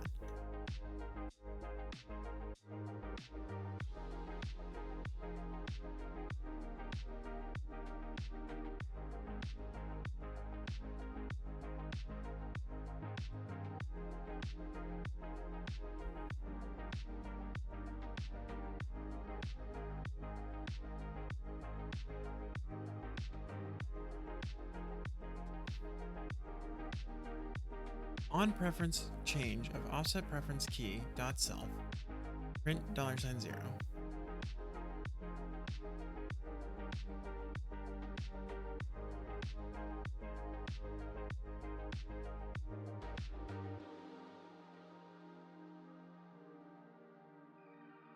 So what I need to know is in offset. Okay, can I watch this in barcode view background? I guess is my question. Can I put this on here? Second to Independence Day for sure. Okay. Again, like I said, between those two, there's no wrong answer.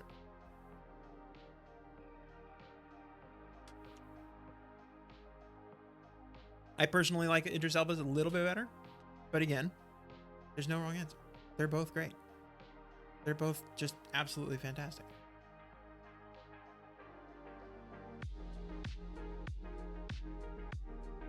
Offset preference key. Okay, yeah.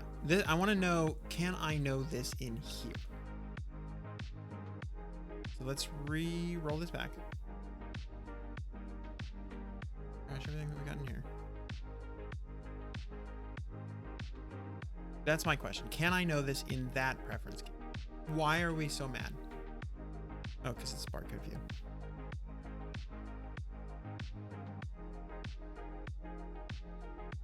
Now will you build? Yes. Okay. Now reroll.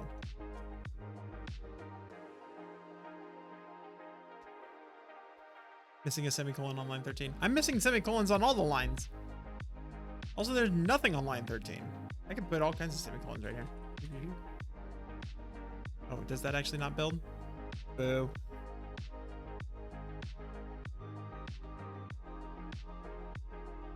How you doing, Schlock Flopra?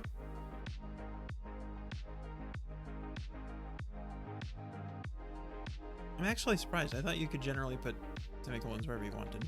It would work.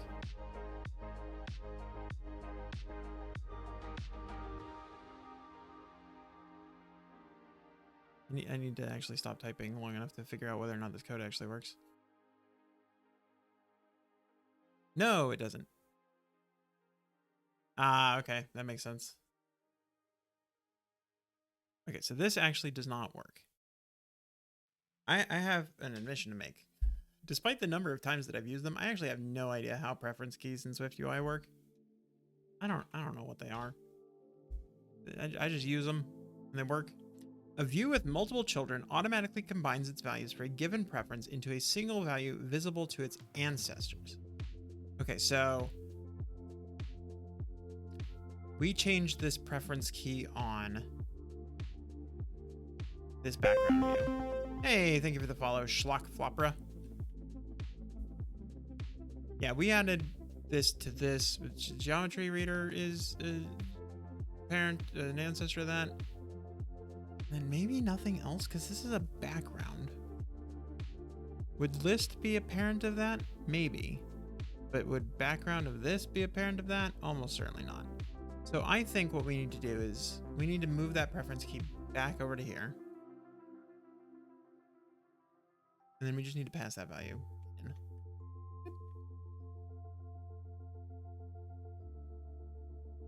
It's fine. It's nothing wrong with that. At state private var offset equals 0.0. There's our default offset. Then we're just going to say offset equals $0. And then given that, now I want to pass the offset into barcode view background. And you know what else I'm going to do? I'm going to comment all of this out for a minute. We're just going to comment this whole line out. Dot frame height offset, which is not a thing that I've defined yet, but shut up. Private let offset. Is the bottom right image the goal? No, the bottom right image is actually just what it currently is, and I'm trying to fix it. This is what's happening with the thing. I've got this square barcode, and I don't know if you can see that I've got like this little split color here. But when I have a shorter barcode, it's all inside here, and I kind of want it to lay across the top. I think I actually have that part fixed right now. And what you're seeing in the previews is it's fixed. But then the other problem that I have even on the square ones is that as I scroll, I want that white line to come up with it so that we have, like, this doesn't happen where then you can't see the background of these views anymore. I want that to not happen. I want the white to kind of go up with it. So that's what we're trying to do right now. And yeah, I think I have the split adjusting based on that. That's what all of this code is. But I have not yet, what's the word I'm looking for? I haven't yet got the scrolling working.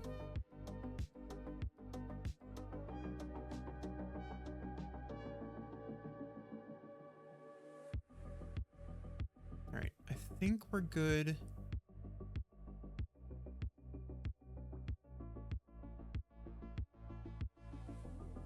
There. Now, did I pass that into here? No. Offset is offset.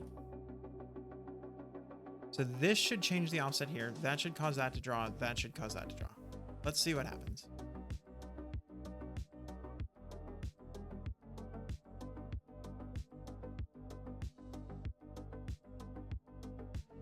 Okay. It's working surprisingly well. That's actually working shockingly well. Because before we were seeing like an offset that was based on the padding, and now we're not seeing that. Okay. And then if we pull it down, it comes down with us. We go up, it goes away. Hey, this is perfect. I like this. All right, so now all we need to do is we need to adjust that so that it comes down 70% of the way. And then this is just going to be offset plus this.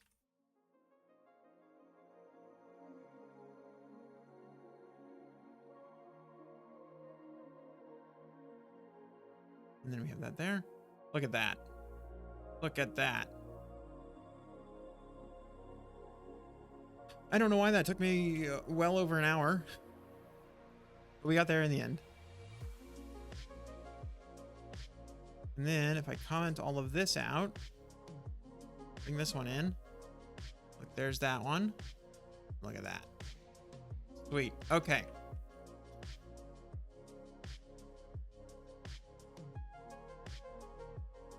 Is there anything that we've done temporarily that no longer needs to be done temporarily? I think these are all fine. You decided to rewrite your app in UI kit, giving up on Swift UI because it's still black magic to you? This is decently. It's reasonable. This is the first app that I've like really completed, truly completed. Well, okay. Vision OS app is full Swift UI. Oh, that's not even really true either. It's mostly Swift UI. This is really the first app that I've done that's kind of like full Swift UI.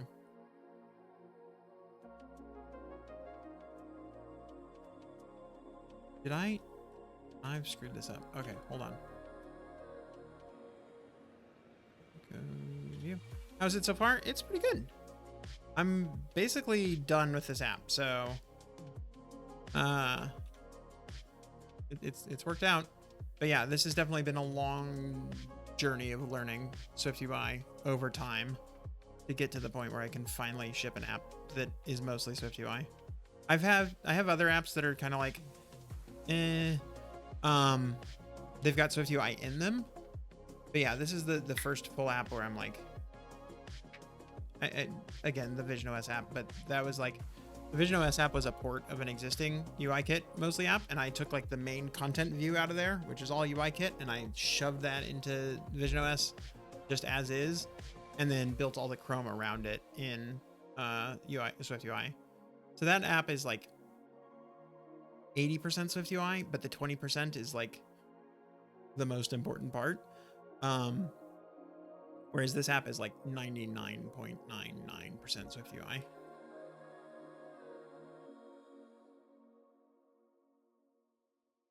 Okay, what did we do? This needs to, yeah, this needs to get renamed because I forgot about the variable names. And then that's going to break a couple different things, but that's fine. Go update the variable names.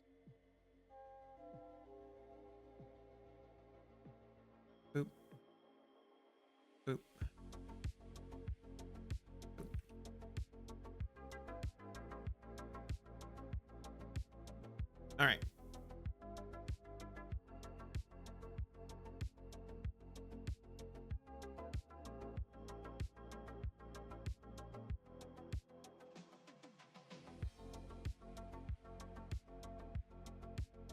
Fix image height in barcode. Okay, so yeah.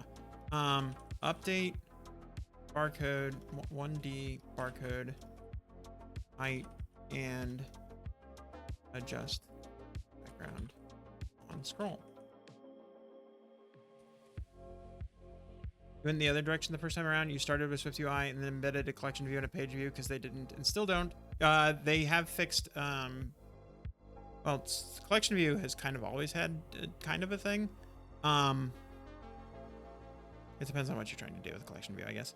But yeah, it definitely has everything nowadays. And then page views is, yeah, brand new, more or less. It's iOS 17, so it's been around for a whole year, but it is also in there now. I say new. It's new as of last year. They didn't have the custom lazy V box layouts back then. Yeah. Yeah, lazy V grid, lazy V, lazy H grid, I guess. All of the grid ones. And then, yeah, now they've also got the custom layout protocol. So if you want to do something custom, which, I mean, collection view has always been. So here, let me show you the thing that I built over here, which is not looking very impressive just because of the contents that I have right now. But if I add another barcode, sorry, another QR code, let's go with apple.com. So I'm totally entering this as the name instead of the value, but here, put it in both. And then I add another one. We're gonna go to, I don't know, what's one I haven't done yet? I have, sure that this is the thing that I got. I don't think that I've got which here. And again, I copied it in the wrong spot. We'll get here. Shut up. Okay, that didn't do what I wanted at all. Whatever. The thing that is working is this is doing like the Pinterest style layout, but this went in the wrong direction. I think I would need to add another regular barcode in order for you to see that. 1 2 3 4 1 2 3 4 1 2 3 4. Save. Yeah, there you go. So that's the layout protocol that's now taking over some of the like custom. Okay, so you could do collection view. What was it? Collection view something layout, and then you could implement your own collection view layouts. What was it? UI collection view flow layout is the word I'm looking for. Yeah, that one. So yeah, collection view by default, you could have the flow layout, but then you could also implement your own collection view layouts. That's effectively what I've done here is I've implemented my own collection view layout, which is this like waterfall grid. And yeah, that's all available in SwiftUI now. That's exactly what you're working on right now. Nice. Yeah, that's all in waterfall grid. Yeah, just right here. It's what, 75 lines? Not too bad.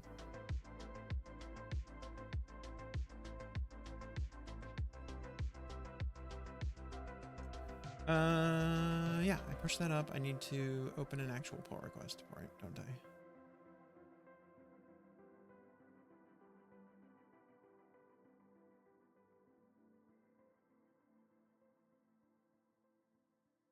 Sorry.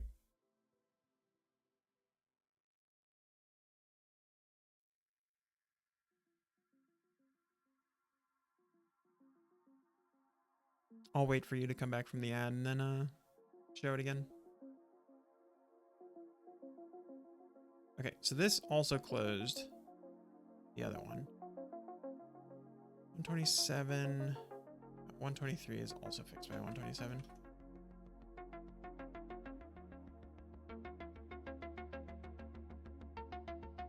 Okay. So we fixed some of our issues. Request app reviews. This is the thing that I want. You all should dismiss on success. That's the thing that I definitely want. I want to fix all of these problems. This is the problem. I want to fix all of the bugs, but I also want to ship tonight. Okay, you seem to be back, so I can show you the thing again. This is it.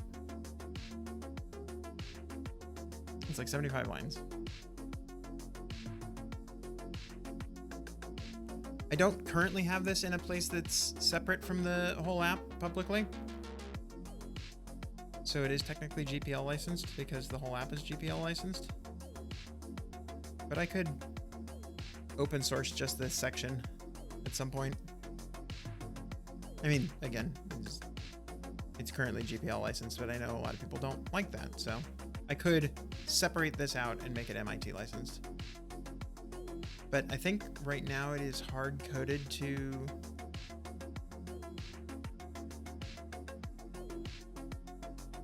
no, I guess this would actually technically work with, yeah, min width and min max width. This is just whatever item size you want. I was gonna say, I thought it was hard coded to 2 columns, but it actually is not.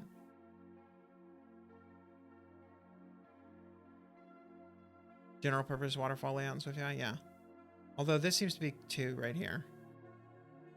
I think this might actually need to be column count. Bark is all GPL. Yep. No, the whole app is. My big 3 apps, the ones that I actually expect to make money, they're GPL. The smaller apps, the ones that I don't care about, those are all MIT. And that's mostly just because I don't want people like grabbing my whole app, re-uploading it, and going, yeah, GPL.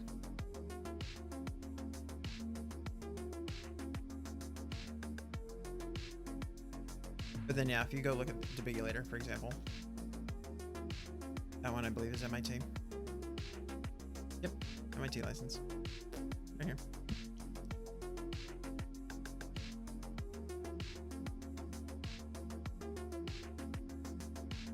GPL 3 for Bark. I believe my other ones are 2, and I don't really know why they're 2.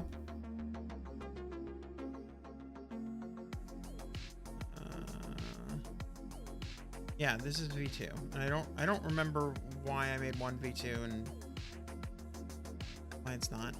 I need to go back and look at them and maybe redo them, but Bark is definitely V3. The other 2 are V2.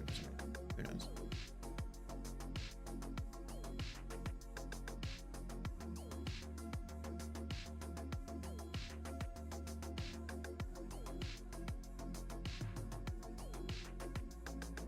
Mostly the idea is like, I want the source code out there so that people can learn from them if they really want to. But they're under a more restrictive license because I don't want people basically just copy pasting the whole thing. That's really the only reason. And if somebody emailed me and they're like, can I use this code, this chunk of code under a different license, I would totally send them an email and just be like, I grant you a license for this file under blah blah blah license. Torvalds would like to know your location. Torvald's stuff is all GPL, right? Linux is GPL. Is Git GPL?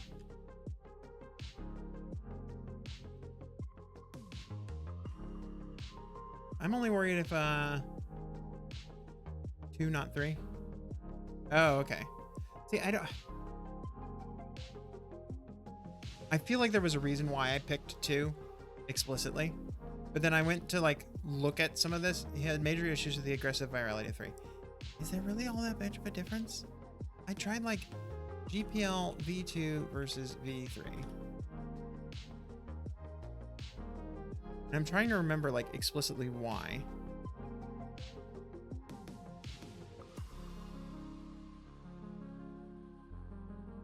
DRM. Patents. Patents doesn't matter to me. Compatibility with other source licenses, it feels like a good thing. Dealing with it being violated, that's fine.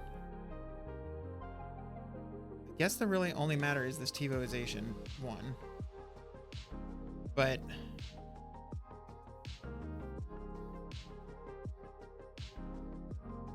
what really made it so much worse in virality reasons?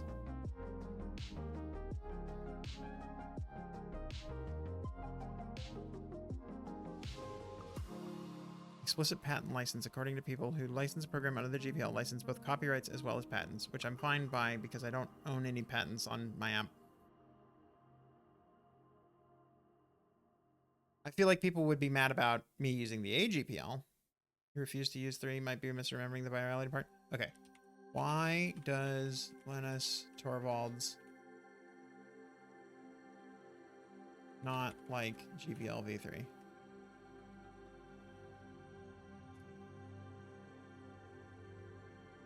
Oh, good.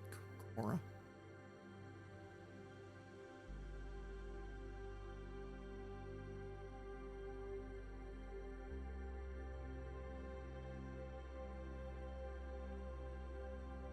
Linux has no problems with TiVoization. Okay, yeah, I mean, obviously the TiVo is probably going to be running stuff like Linux.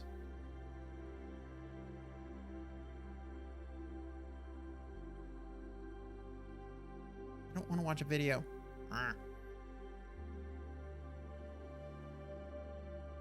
So basically he's saying he doesn't care if hardware manufacturers restrict the software implications of stuff. Yeah, he doesn't care how a hardware manufacturer implements it. Okay, this doesn't matter for me because I'm not controlling the hardware that's being put on this. Yeah. That's that okay. I'm fine with this.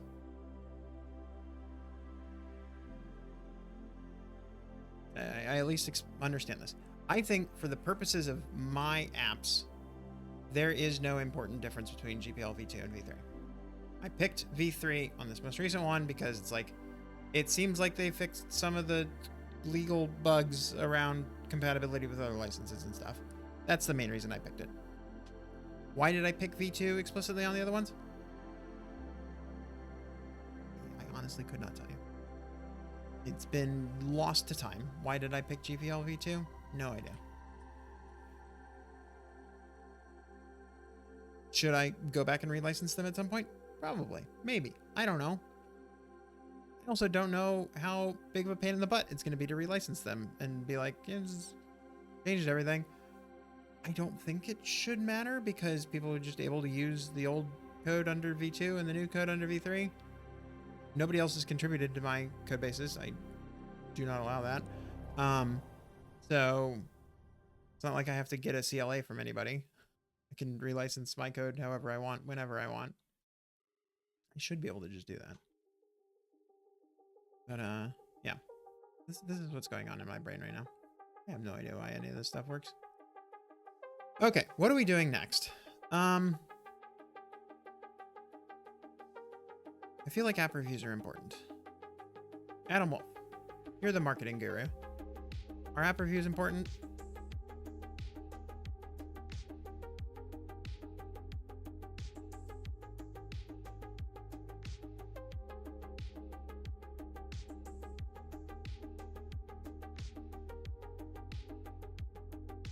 Should I fix the experience of paywall or should I request app reviews?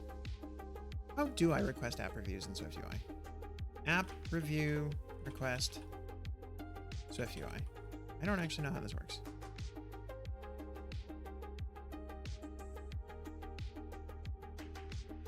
In what context? What do you mean in what context? I want to pop up the request review dialog. Is it literally just an environment thing? Look at this. Should definitely request reviews? Yeah, okay. It also seems like it's stupid easy for me to do that. Literally it's just an environment variable and then I just call request review. Perfect. Let's go do that one. Do that for sure. I have like a cat knocking at the door. 1 second. Yes, the cat knocks at the door.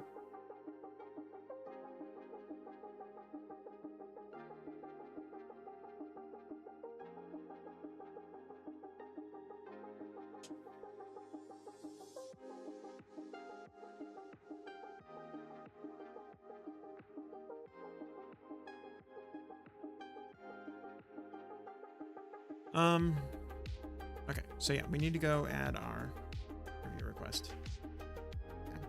Okay.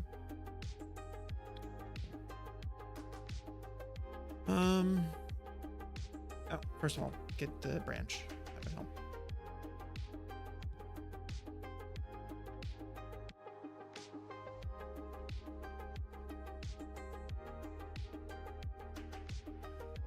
Nope. Yeah, we'll fix that later. I think that is actually a bug, and then if I ran this on like an iPad, that would probably cause problems, but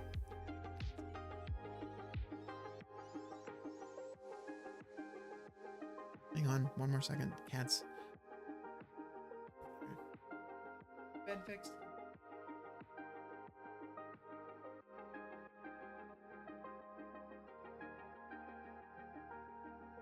Now you all know who the real boss around here is.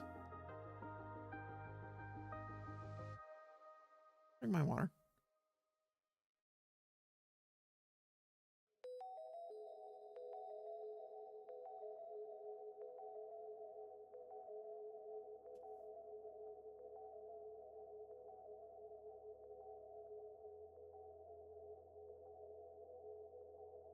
Stay down on the floor.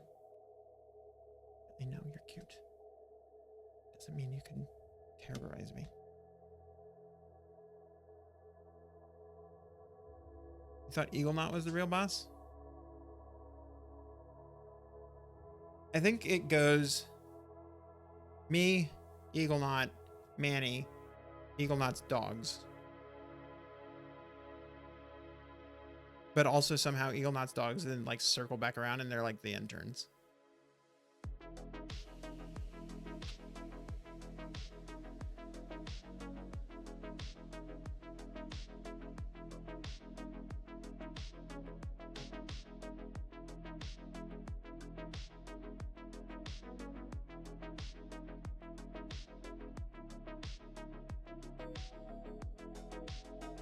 Request app reviews. I think basically what I want to have happen is that if somebody adds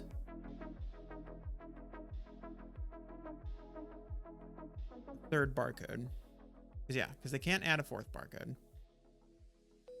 If somebody adds a third barcode, I want to then request a review. Annie, what are you doing? You're such a weirdo.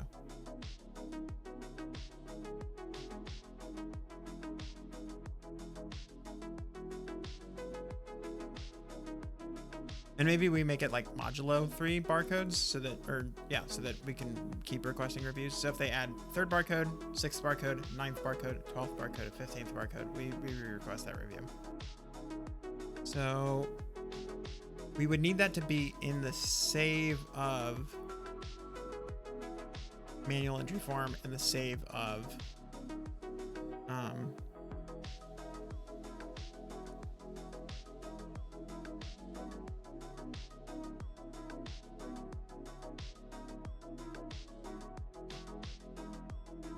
what do you want? The save of manual entry and the save of barcode edit. Ooh, the save of barcode edit though. Okay, so data scanner.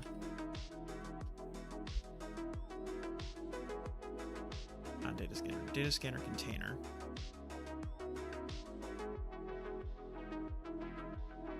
That's the scan result. On here, we handle edit, we try repository add, dismiss. Okay, so this actually would be fine because this is where we throw the too many barcodes error. Although maybe we should just do it right here in persistence. If they add a barcode and it is the third barcode,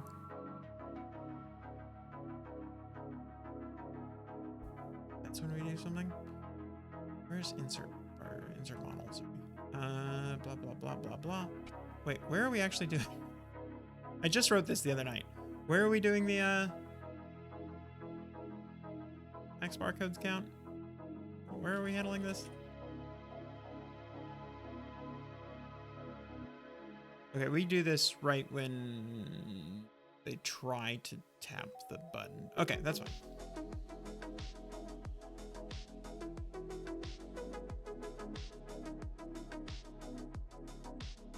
So yeah, I guess we would do it when they save. So this would be anywhere that we call .add, which is here on the save button of manual entry, here on scanner container, and it's here on test view.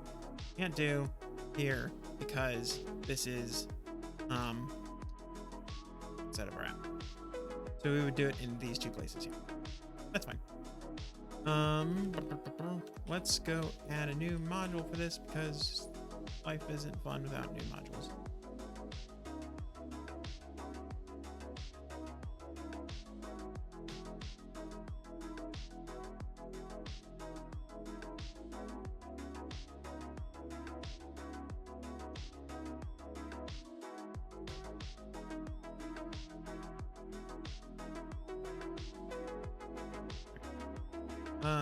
No resources, I think.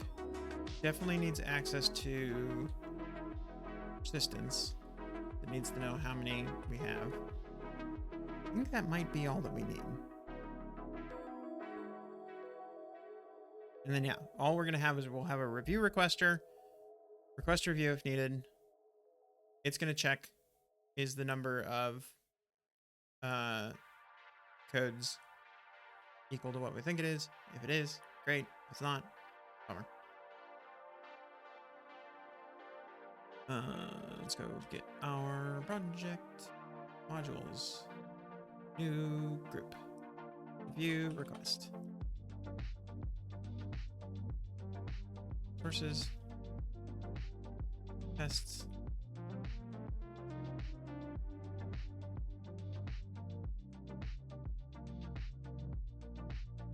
Review requester. Tests.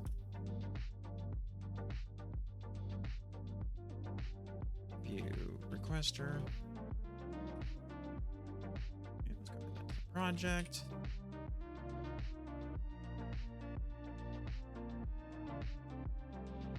What review requests or review request? Request. I feel like we can actually write a test for this one. This one's not too hard. Actually,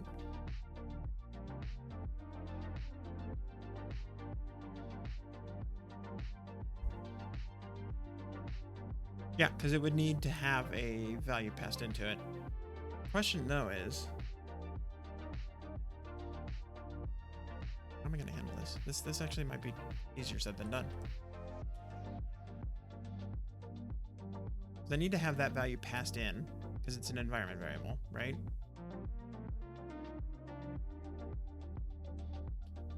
Review requester, import SwiftUI, but also import StoreKit.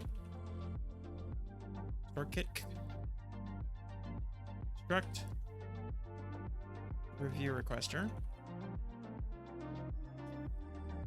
Private, let, and then this is where we need to find out this request review. Request review action.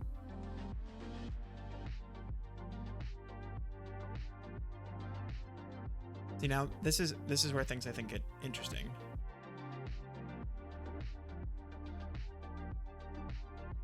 We can't create our own version of this, obviously. You can't do that.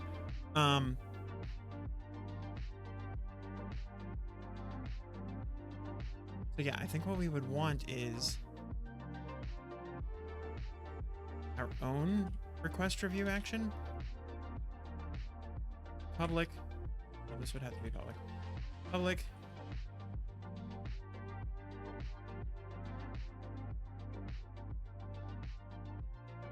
Public protocol request review action.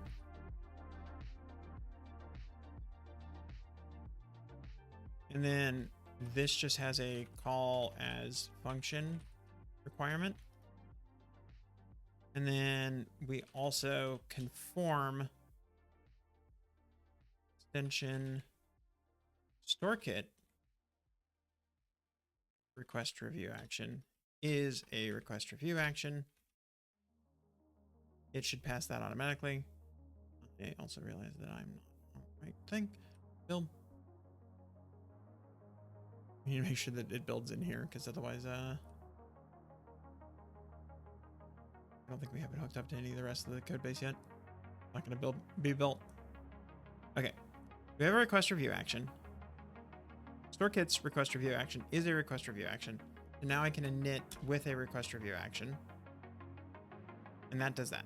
So then we have a func request review if needed. And then I think the other thing that we need to pass into here is a private let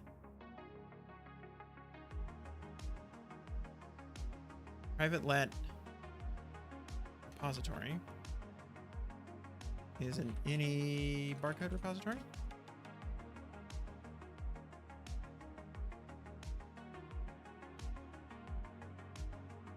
This needs to be any request review action, doesn't it? I know they didn't actually make this happen in SO 6, but I want to be ready.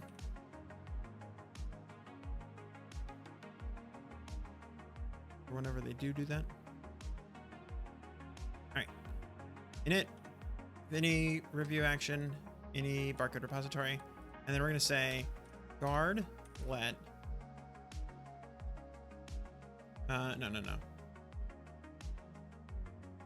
This is going to be async. Maybe a problem.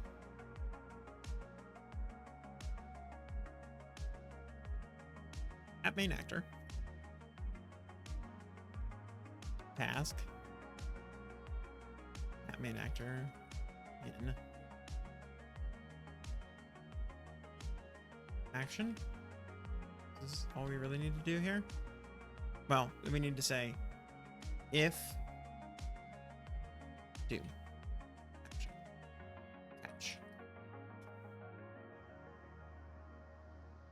try await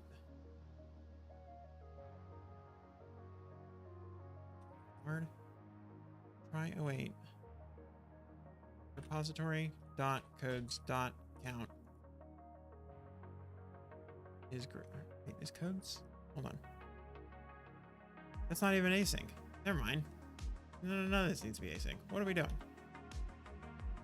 Guard try repository.codes.count is modulo 3 is equal to 0. Else return action. Do that. Catch. Need to import error handling too, don't we? Okay.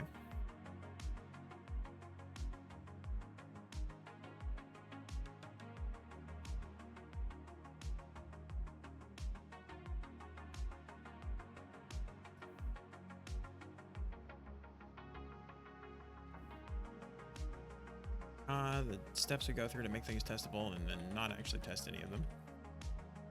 Error handler. Any error handler. These at least we could go. Any error handler equals error handling dot default handler equals persistence dot default repository. Those are both things that we can do. Guard try repository.codes.count %3 equals blah blah. Okay. Catch error handler. I didn't actually save this. That would help.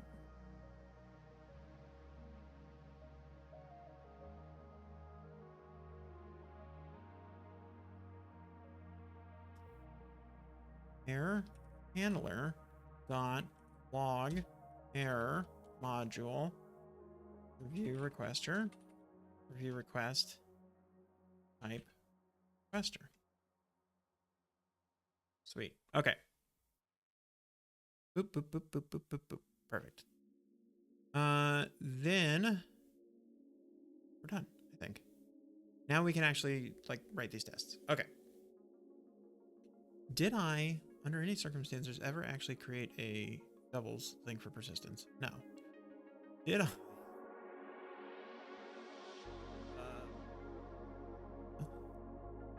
Need to create a doubles for persistence. I would need to create a doubles for air handler, which I do actually have. I do have a stub air handler. I don't actually care about that right now though. And then I would need a stub request review action in order to write all these tests. Okay. Let's finally get around to doing this, because I feel like this is a thing where I actually want to have tests, because it's a lot harder to test on an actual device.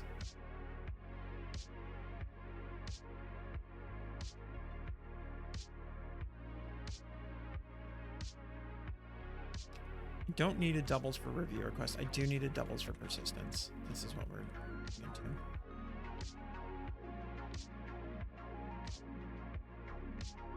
What's a doubles? A stub? So yeah, a stub is the stubs, mocks, fakes, spies. Those are all types of doubles.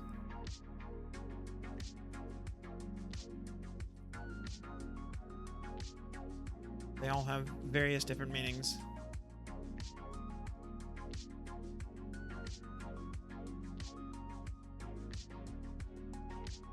But doubles is the generic term that works for all of them. What was the one that I had that was already working? It was air handling, right? Module doubles target name distance.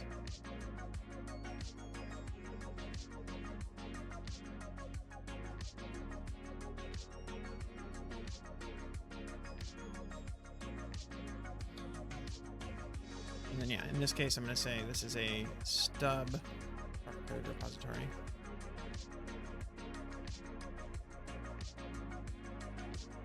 And then what I want to do is I want to add it to the project for one thing.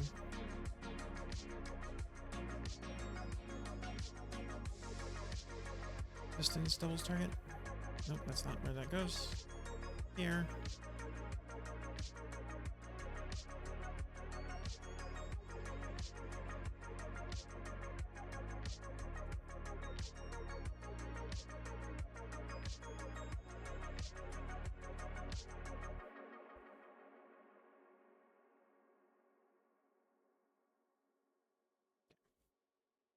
Now I can say that I have a struct stub barcode repository is a barcode repository, and then it's going to give me a whole bunch of crap. But mostly I'm just going to copy paste this one.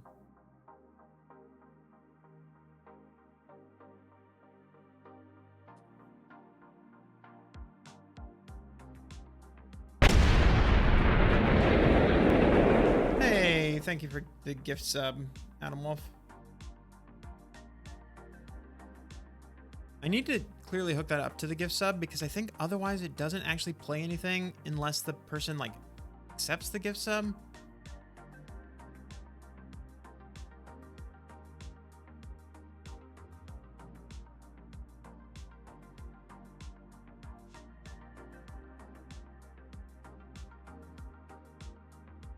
Let's just leave this as is.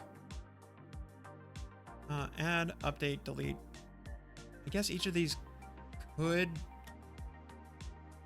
do things, but right now, yeah, we're saying that this is a stub. All I care about is returning the codes. Let's just do that. And then our review requester test needs to actually link this.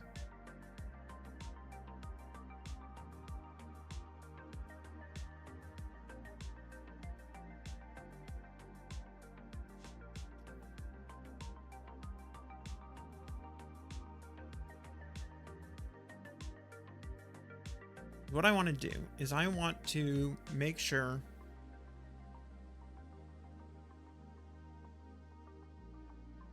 that if I say that I have the right values in here, that we actually call the thing. Okay, so review requester. I think now we can actually pull this out into a different file. New file, request review action.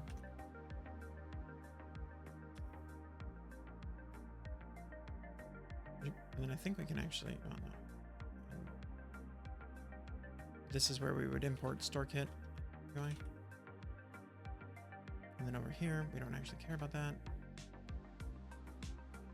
This all exists like this. This is this.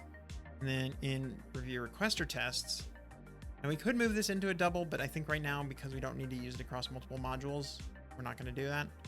But import exe test, public, not public, class, review requester test, exe test case, test, review requested for 3 codes. Func test review not requested.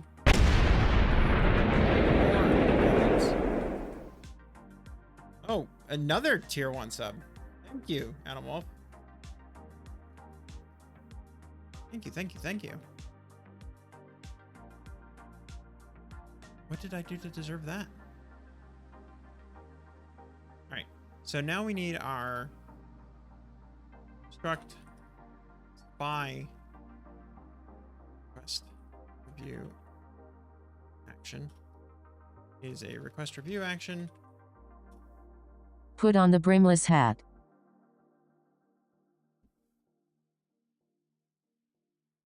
You made Manny run away. Because I leaned over to the side slightly. Shipping? I haven't actually shipped yet. I'm gonna ship soon. It hasn't shipped yet. Alright, this is where we would need Portland hat. Makes this a Portland hat. I'm not wearing any Portland hat. Get rid of the Portland.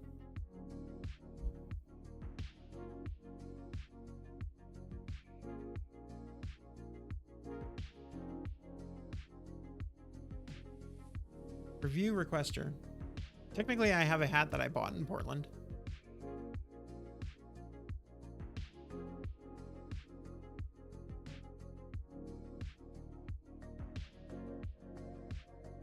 Bought this hat in Portland. The panic things. The PNW beanie.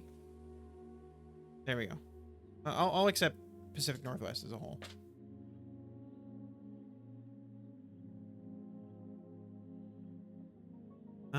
Request review requester. Okay, so what I want here is, you know, I need to import test help.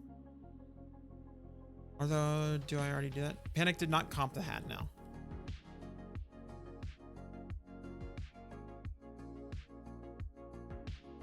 What am I doing? That's not what I wanted to do.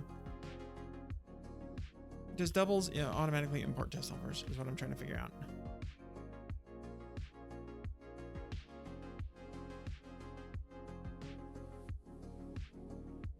It does. Sweet. Okay. I can say import test helpers interface.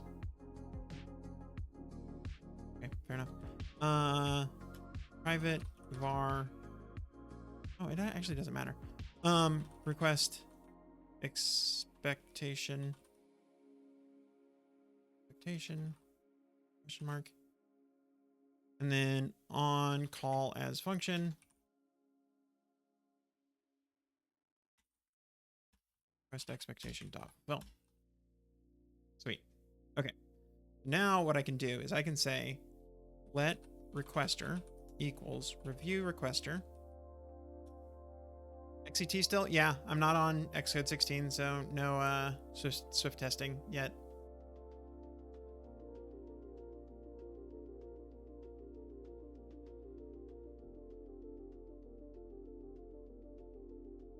I guess I could give this an init with expectation.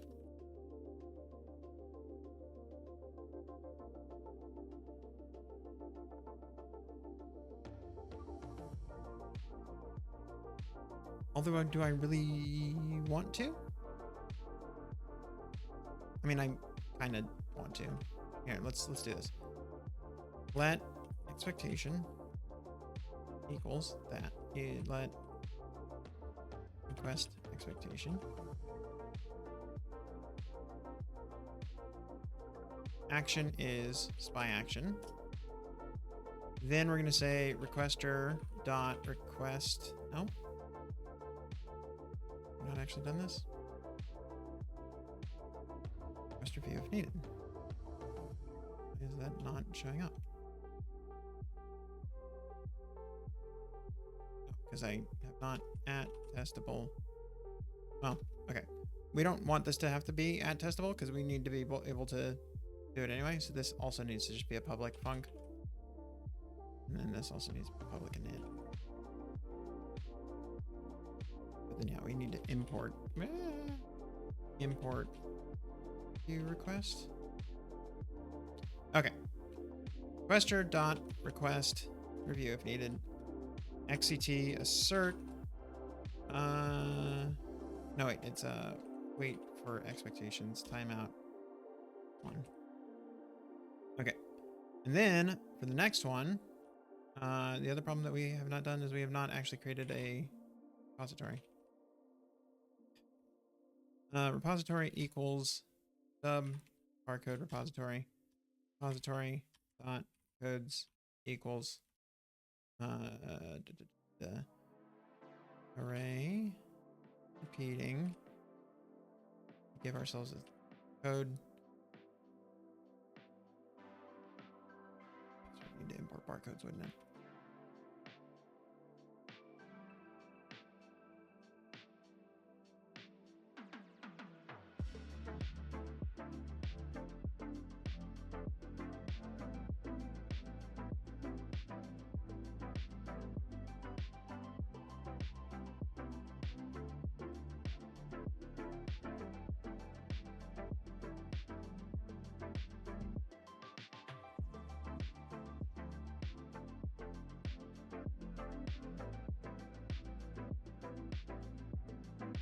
Three codes equals that. Request expectation, spy action, requester, blah, blah, blah, blah, blah. That test should pass. Except for the fact that we didn't pass that into our thing. Repository is repository. There we go. Okay. I think we can actually write this test soon. No. Shut up. Import persistence doubles. Can't build persistence doubles. Why not? Because it doesn't know about codes. Persistence. Not Swift.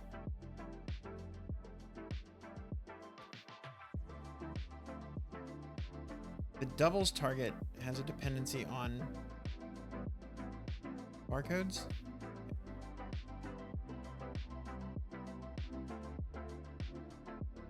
Do we allow ourselves to have dependencies? No, of course not. That would be too easy.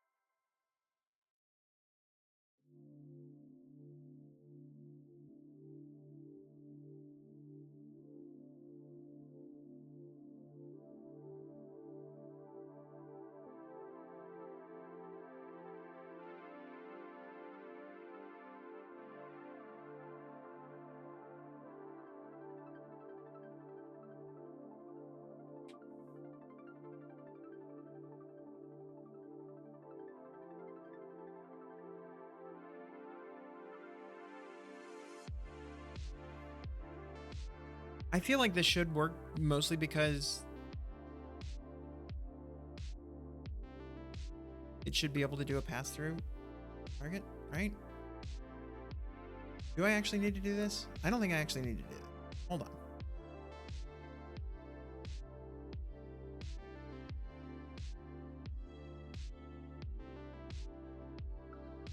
I think all I need to do is just import barcodes in here. I think I did something stupid. Import barcodes, because this is not so 6 and we don't have private imports yet. Yeah, that's totally the thing that I screwed up. Okay. Cannot find stub barcode repository in scope. That just means we need to make this public.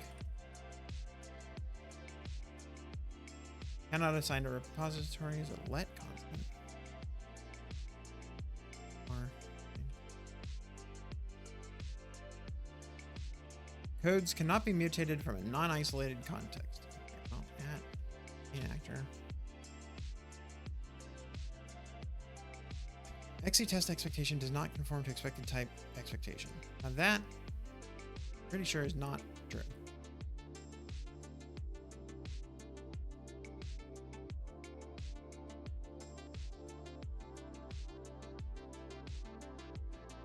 I have this test helpers in interface target, which, okay, makes sense. I feel like there's also a test helpers regular target, and I don't know why my test target doesn't import that. Because it totally should. Although I guess it doesn't.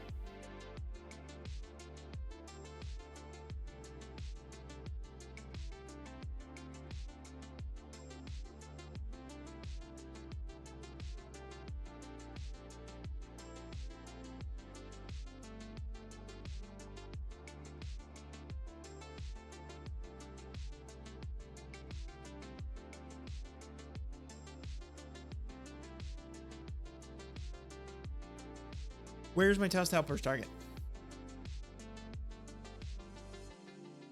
No such module as test helpers.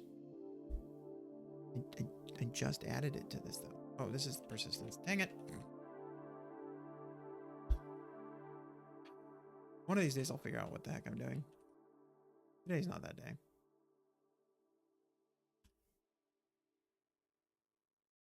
How do I have the frickin' test helpers target? Give me them. Yes. Okay. Thank God. Can I run the test yet?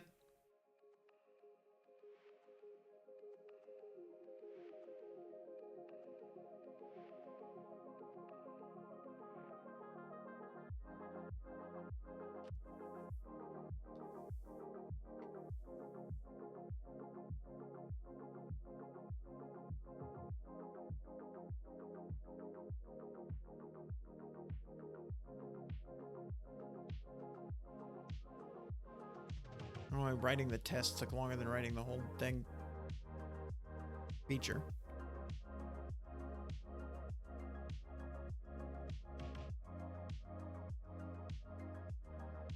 All right. Test review requested for 3 codes. Test review not requested for 4 codes. Okay, so what I want to do here is I want to invert this expectation. Request expectation is inverted, is true. And then because of that, we actually want to shrink this timeout, because otherwise it will wait for that whole 1 second, which is not ideal.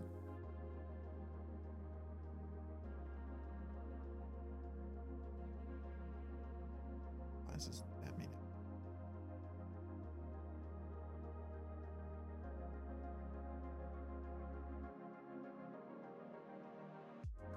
No, we won't, apparently. It's fine. It's fine. We're all fine here. Okay. Let's make sure that this doesn't just always pass because I'm dumb for some reason. Okay, so that does in fact fail. Okay. I'm not gonna mark this main actor. I'm gonna mark each of the tests main actor. That's it. Y'all happy. Main actors. Okay, so it is requested for 3 codes. It is not requested for 4 codes. Make sure it is requested for 9 codes. I don't know.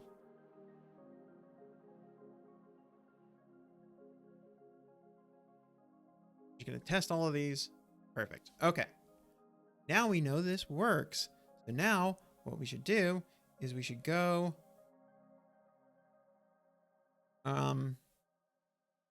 actually implement this. Okay. We have our review requester. So now we need our 2 dot adds. Already, yeah, right here. Surprise. Okay. We need an at environment. And I just remembered that I have not been doing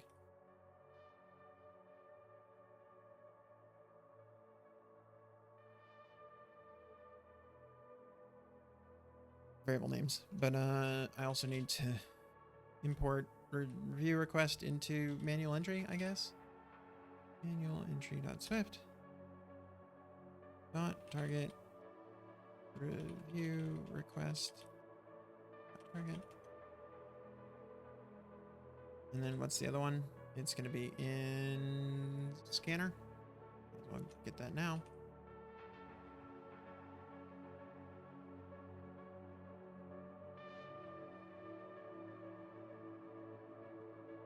All right, what is our variable names? We had 2 of them, I think.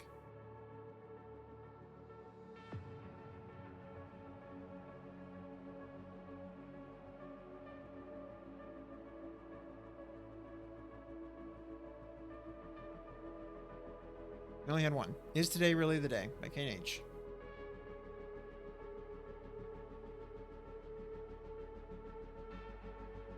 Request review. Why on earth are you saying that this is a thing? You know what? Var is today really the day?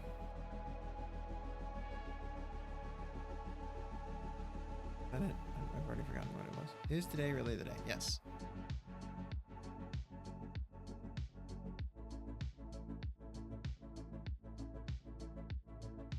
Is today really the day on 2024 9/11?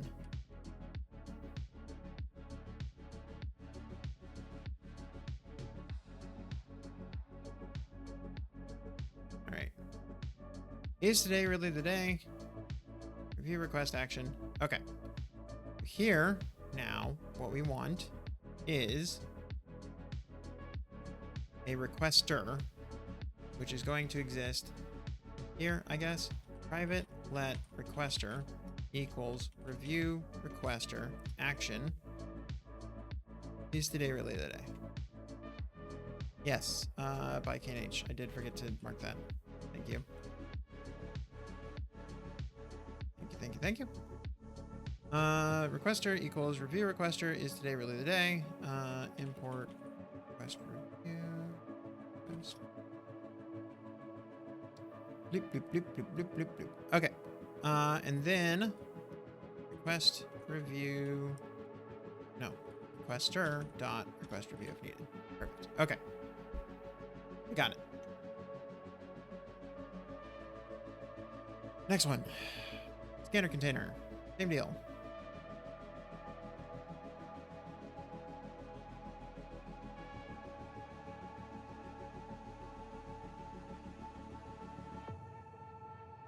Should be private bars.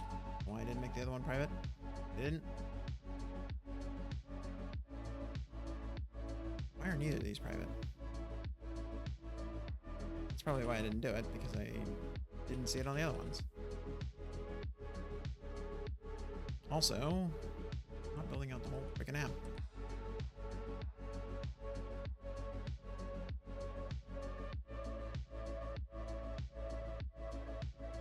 Cannot use instance member on is today really the day within the property initializer. Fair enough.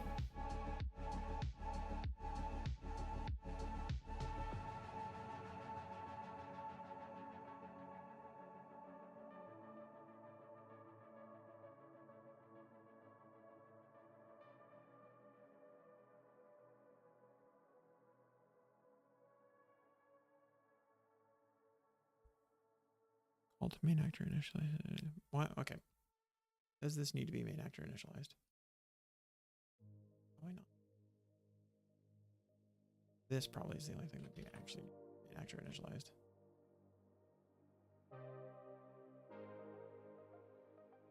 Variable self requester used before being initialized. Variable self requester used before being initialized. That's not true.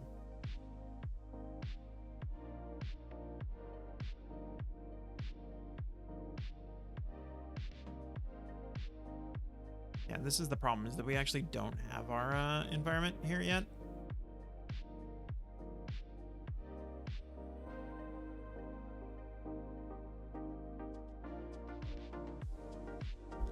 So actually, I don't think we can create this with an action.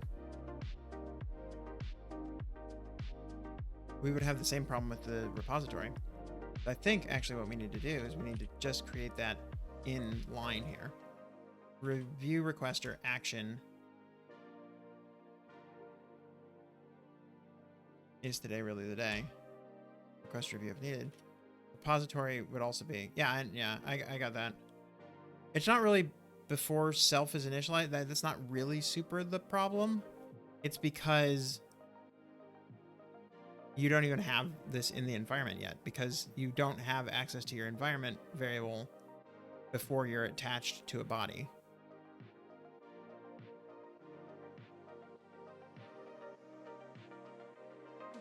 It's actually this that we care about. Repository is the goat. Scream.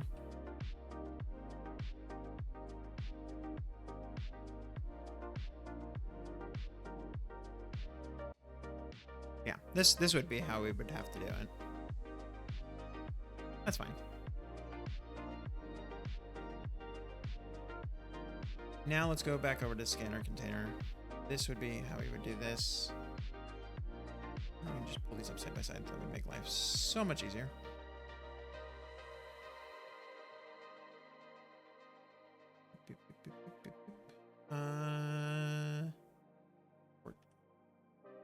Request review. Import store kit.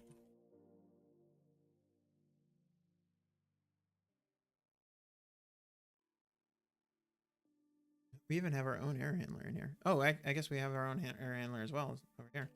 We can even say error handler is... Well, I guess in that case, yeah, we could do this like this, at least. Bar requester, review requester. This. We could maybe even make that a lazy bar. I don't really feel like doing that, but it could work.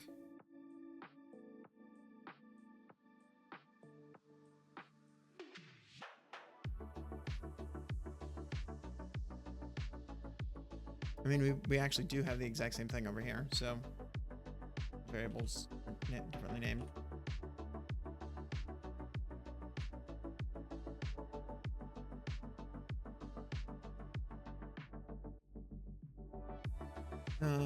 This is request review, and this is just repository.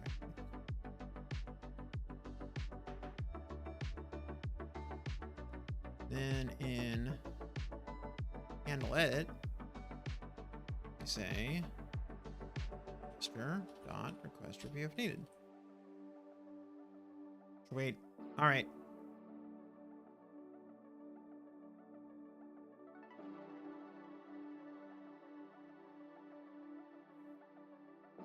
I guess really though, we could make this throws and then we don't need an error handler in here at all. How do you deal with possible fake user signups in your app? I mean, I don't have a problem with fake user signups. They're not using any things for me.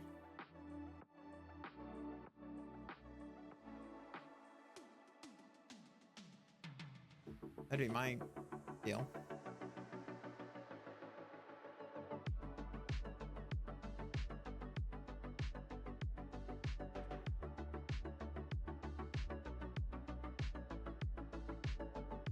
Don't really have a better answer for you, I guess. I've not really ever had to deal with that problem because none of my stuff has like a server side that matters.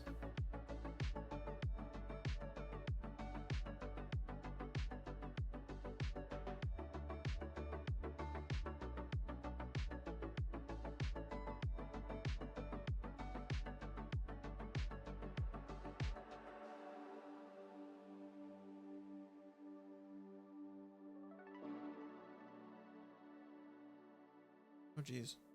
Hang on.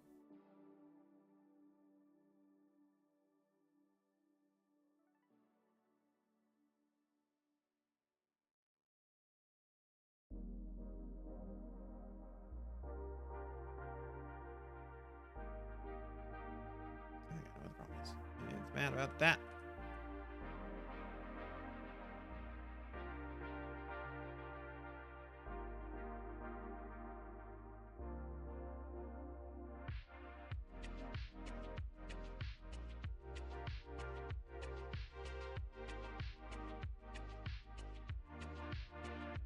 Yeah, I mean, I don't really have an answer for that. Do you have anything that's like...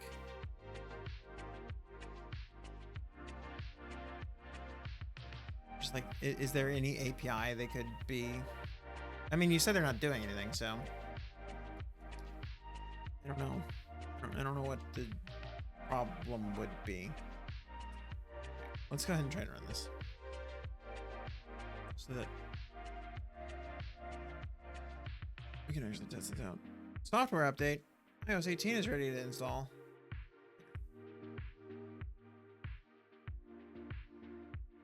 Right. We already have 5 things. So, in theory, we should just be able to add another one. That would be enough. Okay. That would be enough for us to...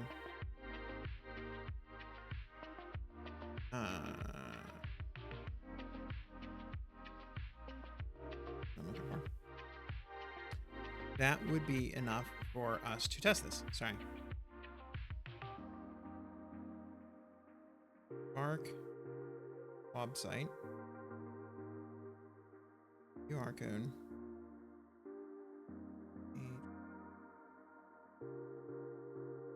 Get Bark app. Save. Hey, look at that. Enjoying Bark? Tap a star to rate it on the App Store. I would love to. It's 5 stars. Oh, I can't actually submit it.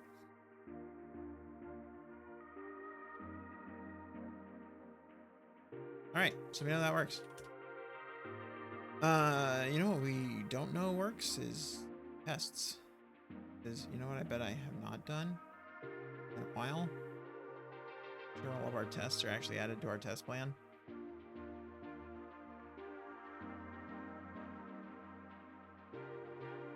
Hey, look at all of these that are missing. Pretty sure most of these don't actually have any tests in them, but it's gonna be fun to find out that our app doesn't actually build once you add those tests. Oh my god. That's too much. Oh, but it's the stuff that I just added. Rose.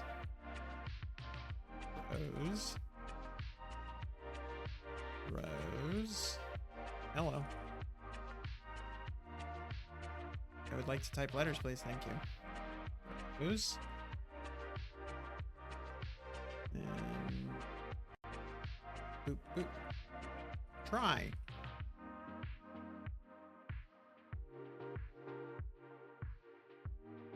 Now do all of our test film.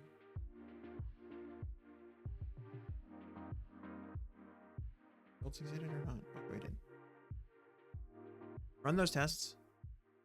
And do on an actual phone. Yes, yes.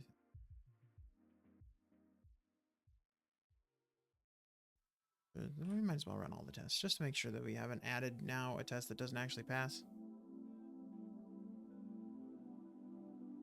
We added 9 more test targets that previously didn't have.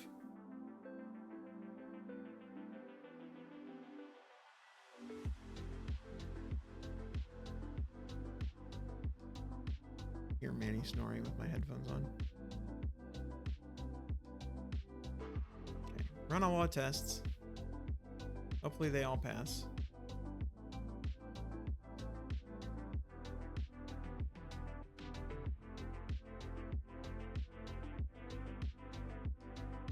I mean, as you can see, there's not that many tests overall.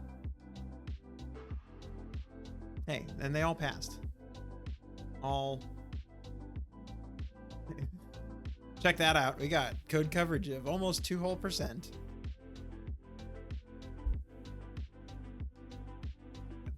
Oh, fine. 21 tests. We got 21 tests passed. Look at this. 21 tests. 2% gel. Hey, it's 100% of our logging framework. and 100% of our review request framework, and 90.9% of our image reader framework.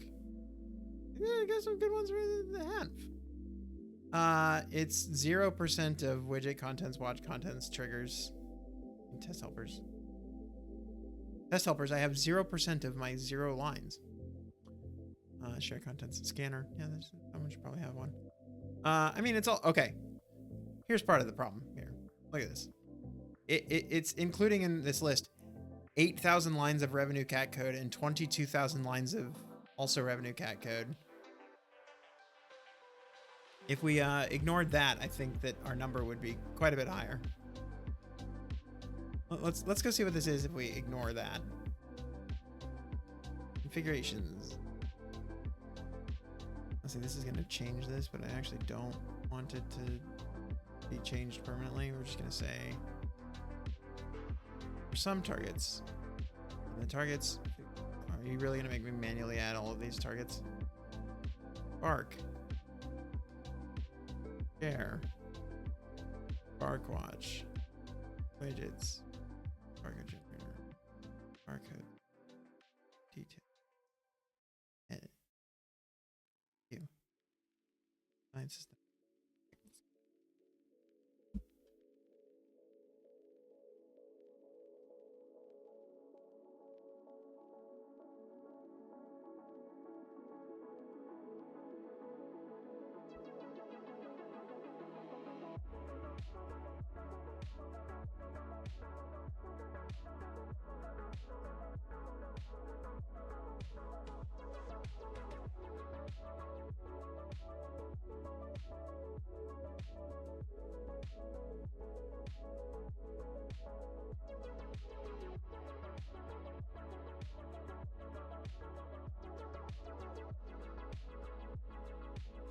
Isn't this thrilling?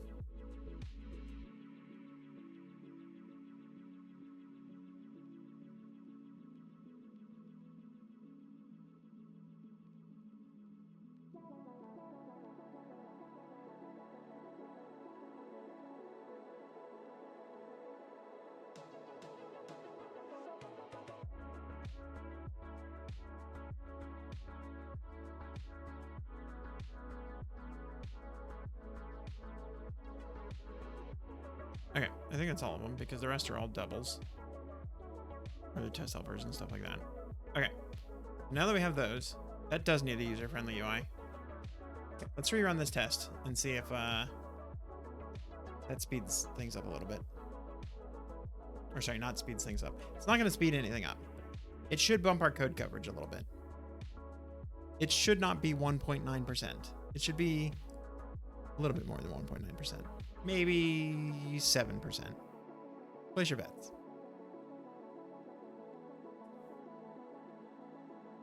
6%. I was close. Look at that. 6%. 6% of code coverage. Which ones are the biggest ones that we have no coverage on? Menu. Okay, fair. Barcode edit. Is also important. Onboarding, pretty important. Yeah. But see, these are the ones that are very like SwiftUI heavy, and that's hard to test. And I have not installed the SwiftUI test thing yet, which is called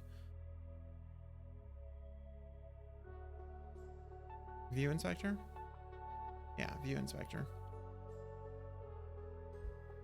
Who even does UI testing in app? It's not UI testing. This is all unit testing. I don't know UI testing. Yeah, this is all unit testing. I only ever do unit testing. UI testing is so flaky. All right. Let's go undo that thing that we just spent forever doing, because otherwise, I don't know. Let's actually leave it. I don't care. Good time for me. Good luck with the release. Yep. I think I'm going to go do one more thing and then we'll ship it. Thanks for hanging out. All right, request app reviews. Okay, add app review requests every 3 barcodes. Added.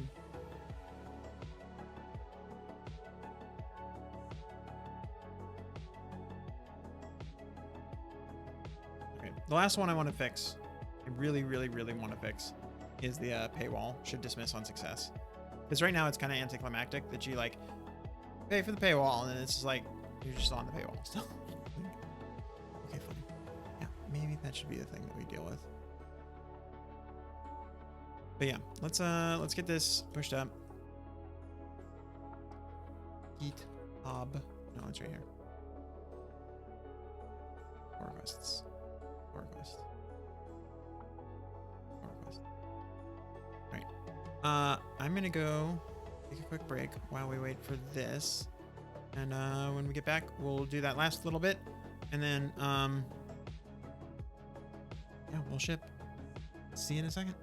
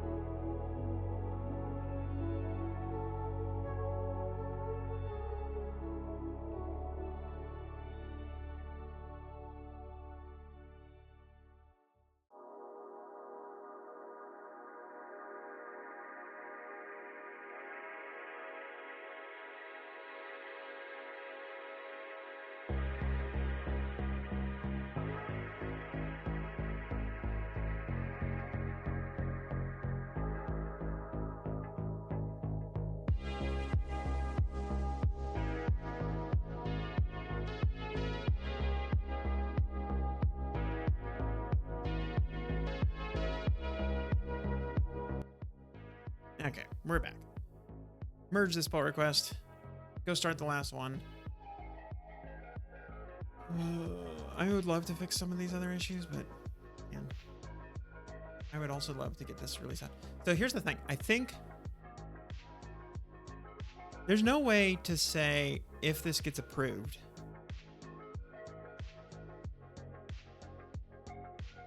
If this gets approved, there's no way for me to then do another build without actually releasing it, is there? So I was gonna say, because I could do like ship it and then if it gets approved real quick, ship another build real quick. But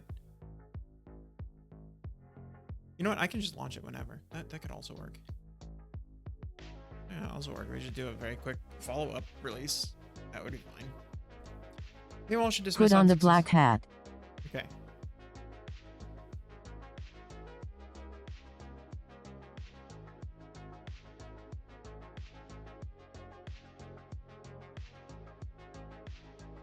Hey, at least it stopped asking for the lightning bolt hat repeatedly, right?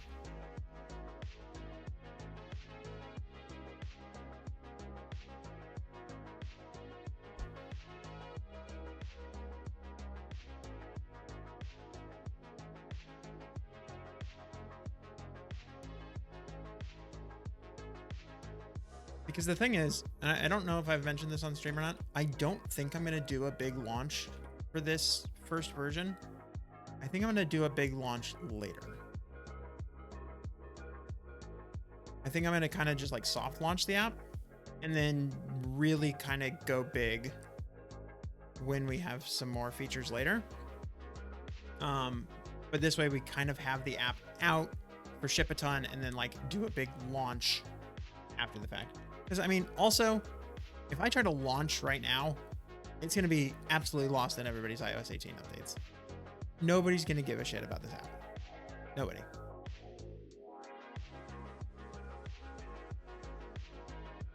So that's my theory right now. Declaring tab bankruptcy again. Okay, so what are we trying to do? We need to say that when the paywall succeeds, We dismiss the view. Do I have an ability to even find that out? Let's find out. To the revenue cat docs.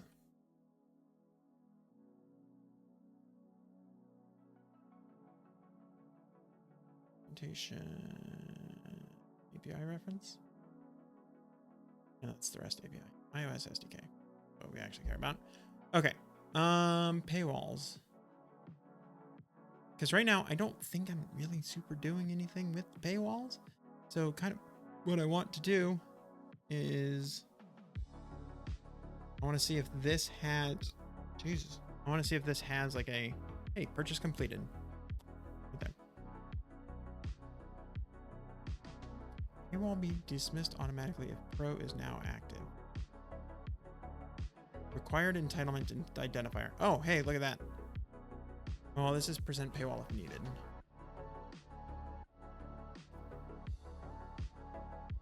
Depending on an entitlement with present paywall if needed. Or you can use paywall view. Or you use paywall footer. Let's see what paywall footer has.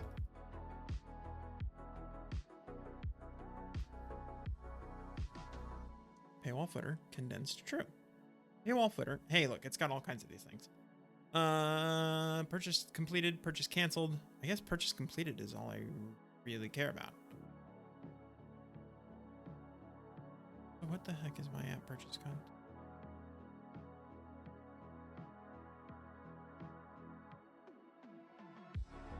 Who knows?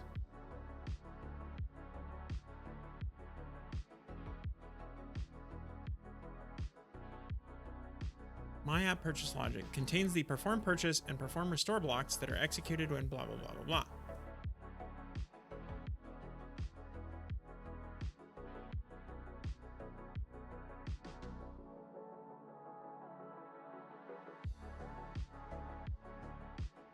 Okay. I think really I just want to add that other thing. Purchase completed. I guess all we care about here is at, that's what I'm looking for. At environment, dismiss, private, var, dismiss, purchase completed, underscore in, yep. Dismiss.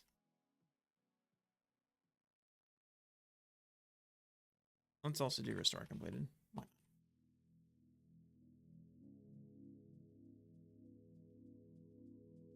All right, well, that seems almost too good to be true. Let's delete our app from here. I think we might also need to go delete the code in Revenue Cat's website. Revenue.cat/login. Sandbox data. 11 users. Have people actually been buying my app? From Austria? A bunch of Austrians buying my app. That's fun.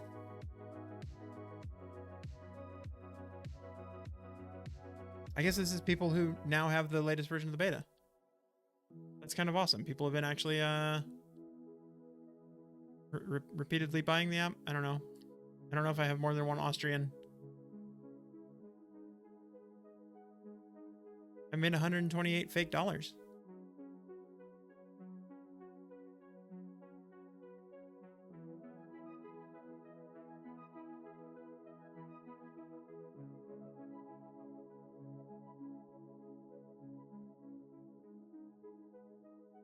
Now I kind of want to see if this is just going to work or not.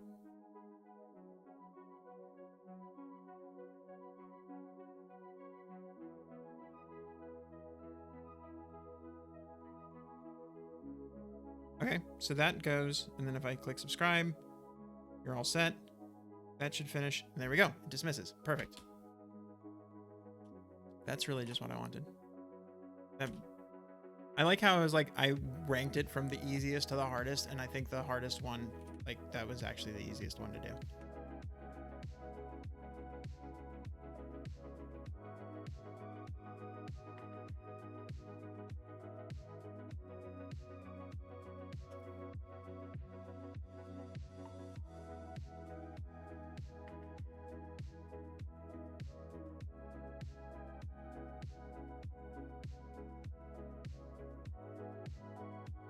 Okay, so we're gonna wait for this to merge.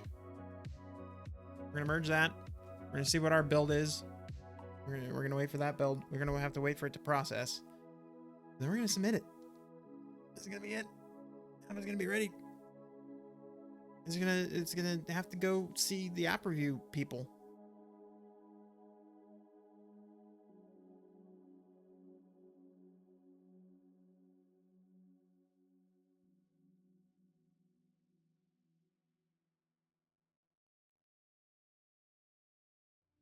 All right, let's watch this build. And then I think the other thing that we're gonna want to do is we're gonna open a pipelines view and eventually watch our release build as well. We did set that to auto merge, right? Yeah, auto merge is enabled. As soon as this is done, it should auto merge and we should see a kickoff of the release build on the other side.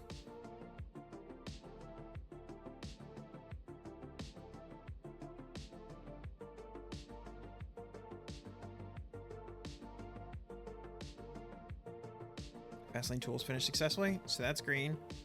Now we come over to here. Here's our release build. It does have to run the test build again. And then really what we care about is this deploy mobile app. We'll watch this one.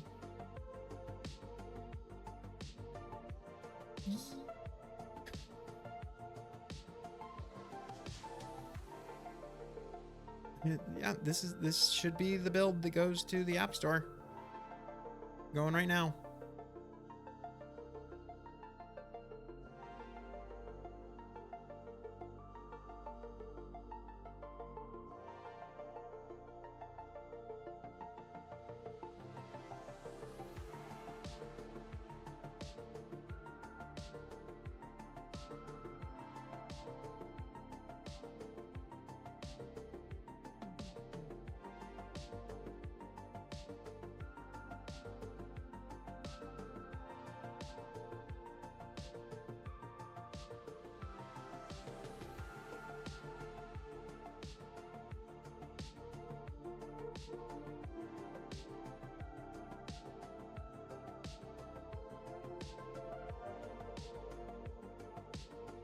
Surpassing all those very important tests that we've been writing, all 21 of them.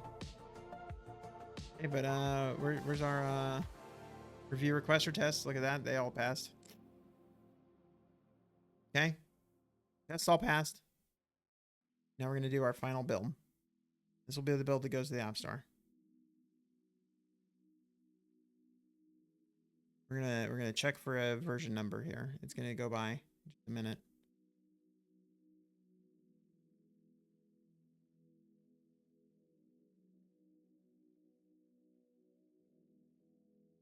Not already gone by. We're gonna wait for this to build.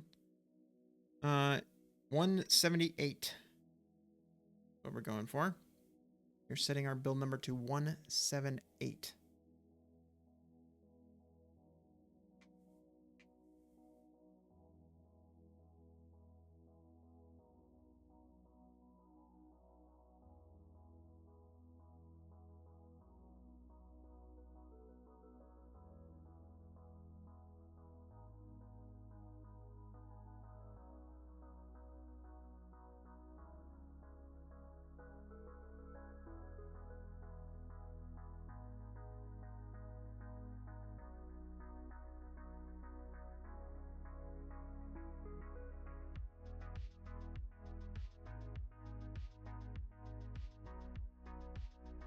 Archive succeeded. That's good. Means that we have a successful build. It's now going to upload that build to the App Store. Well, first it had to get out our DSIM and APA files. Now it's going to upload to the App Store.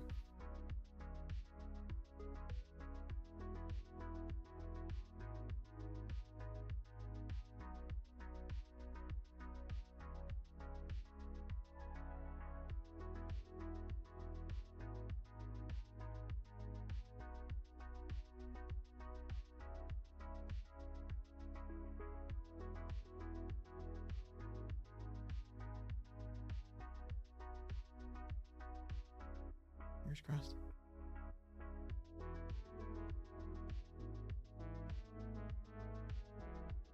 I guess y'all can't even see what it says. It says this might take a few minutes.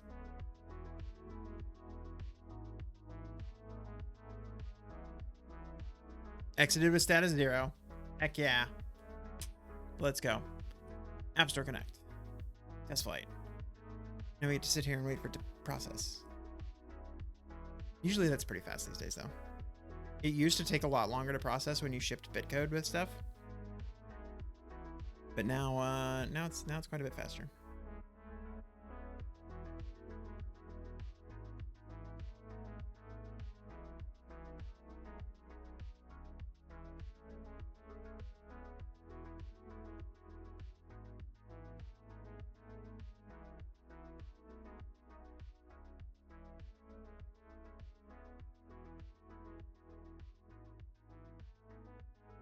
Uh-oh, somebody got crashes on 170. What? Added a code, edited it to add a location, then tapped back to pop the navigation stack. Yo, hold on. Oops, that's the wrong button. Just kidding.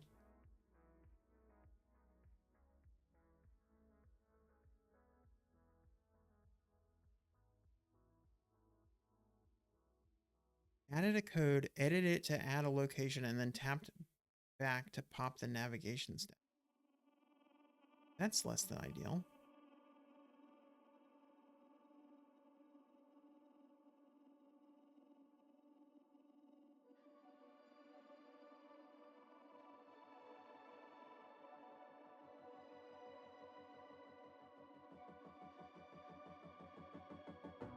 And of course it has none of my symbols in it. I think if I actually open it, it might.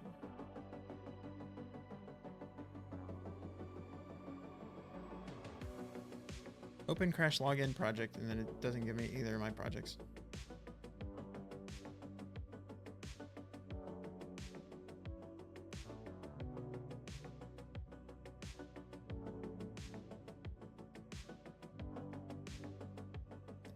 Because I don't have any of the DSIMs over here.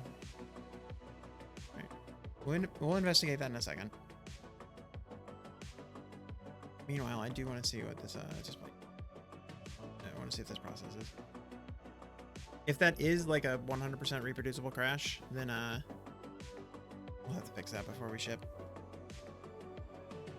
Let's test this out.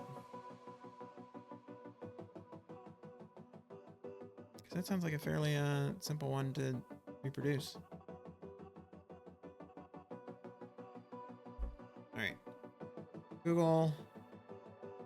No, I have to do this in secret. Sorry.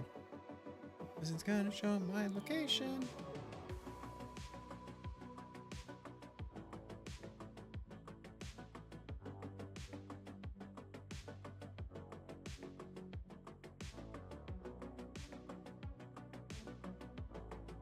All right. Well, okay, so here I think we're good. We hit done here. That didn't do anything. Is it a double resume on that checked continuation, maybe? Checked continuation. Could be. We can look in a second. But they said they edited it. Oh, hang on. Let me try it again.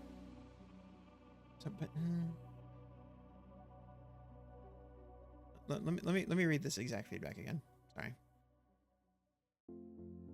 Added a code, edited it to add a location, then tapped back to pop the navigation stack. So this is about editing an existing code. Sorry, Jesus. Okay.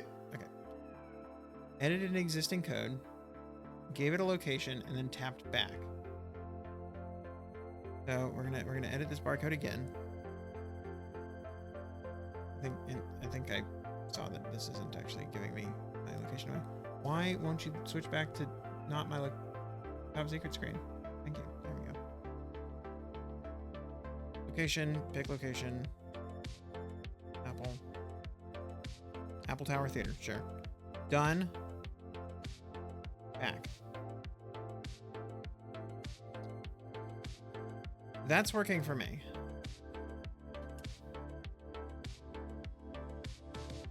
I think I'm gonna have to get the DSIMs from that other device.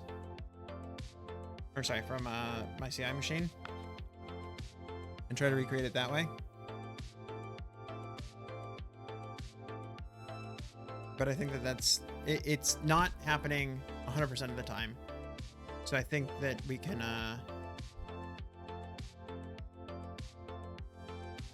ship without it. We'll investigate it. Don't worry. We will definitely investigate whether or not this is going to be a bug. But I think we can still ship tonight. Okay. Let's submit this out to testers. Alpha Flight is what did we do? We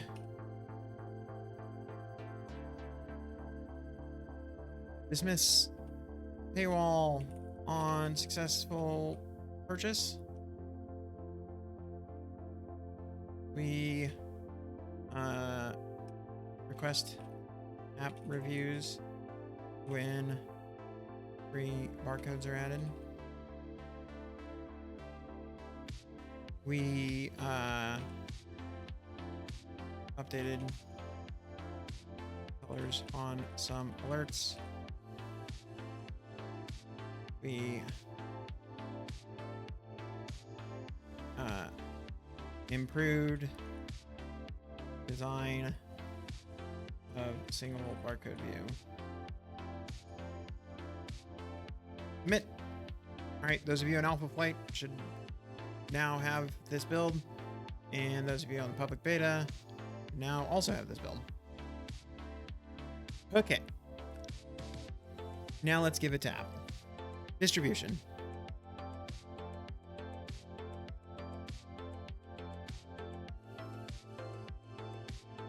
Build. Not 170, but rather 178.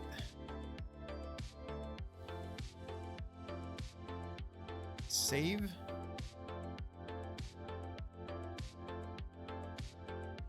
No. Ah, crap.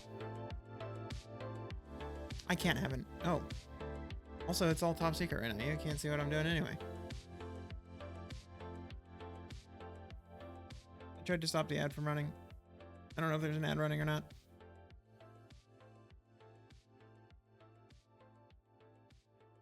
I think there's gonna be an ad running.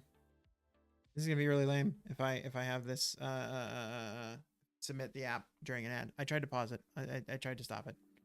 I tried to say no, don't run an ad right now. We're gonna go.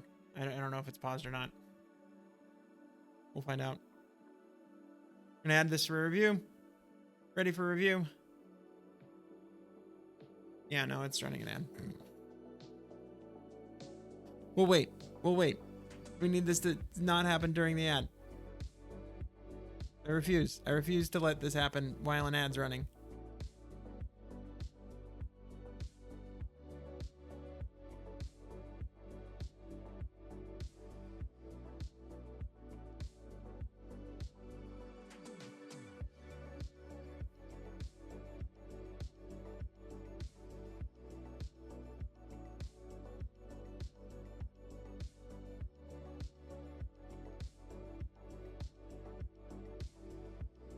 We're just gonna all have to sit here and wait for this.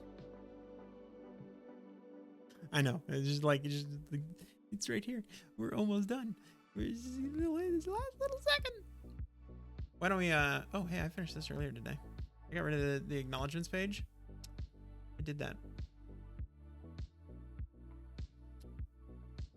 All of these, no longer part of this project. Because we're not, I mean, we'll leave them in there until we're done, but until we actually get approved, because, you know, maybe we get rejected, and then maybe we have a couple of other things that we can stuff in our thing the second time we submit. I don't know. Okay. Ad breaks is over. Y'all are back. We're gonna click the button now. Submit to app review. It's a very anticlimactic button. I know. Items submitted. Your items have been submitted and are waiting for be reviewed. That's it. It wasn't actually that exciting of a button. I did also remember that we may have one other thing that we want to change. All the way down here at the bottom, manually erase this version. Perfect. Okay. App is out there. Not out there, out there. App is in Apple's hands. They'll decide whether or not it gets to be out there. But yeah, I think that is it. That has been a long journey. It's been an overwhelming journey. It hasn't been that long of a journey. It's been about a month. It feels like a much longer journey than it's actually been. But I think we've hit the next threshold where the app is gonna go. This is V1 for you. I think we're good to go. Thank you all for watching. Thank you all for hanging out as we made it all the way through. Look at this roadmap. I wanna like do something with this roadmap. Very cool. Just watching it like we burn down the whole project. That's how it was. Huge to get this built and shipped so quick. Yeah. It's far from what I would have done for a V1 for this app, but also like I've been trying to build this app since,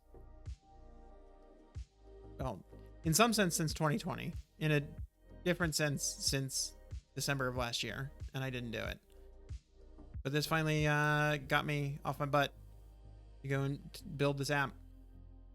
And at the very least, we're shipping something. And yeah, once it's out there, I can continue to add to it and I can get it to where I wanted it to be. But at the very least, like, I've got a V1. Like, people have it. It is in people's hands. They will be able to use it. And they'll tell me what I am missing still, I guess. This is my MVP. This is nothing. It's not like I'm shipping crap. It's not like I'm shipping something that I'm not proud of. It's just not the full project that I wanted, but it is something. It's out there and it's going to be done. It's going to be good. So I'm excited. I hope that people like it.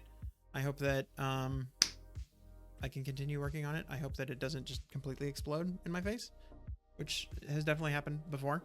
But I'm excited.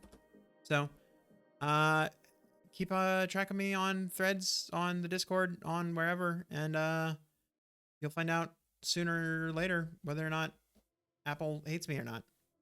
But that's going to be it for me tonight. Thank you all for watching. Have a great rest of your week. Goodbye. A good lesson for all of us on what a V1 should be. It's a good lesson for me on what a V1 should be. Like that's part of what it is. It's like, yeah, like I said, I would have sat here and spun my gears on this for forever. I wouldn't have necessarily released this. And I probably would have just been like, oh, what's the next thing? What's the next thing? What's the next thing? And I would have spent time on Black Highlighter, and I would have spent time on Kineo, and I would have spent time on everything else, and who knows whether this app would have ever shipped. But now it is. Because, yeah, Revenue Cat decided to throw down the gauntlet, as it were. It got me to actually ship an MVP, so thank you, Revenue Cat. At the very least, we got an MVP out the door. But anyway, like I said, thank you all for watching. I'll be back Friday, probably. I'm gonna take a break. I'm gonna just, take a nap for 24 hours, and then I'll post everywhere on all the socials what Apple tends to do, and then on Friday what we actually have. Goodbye.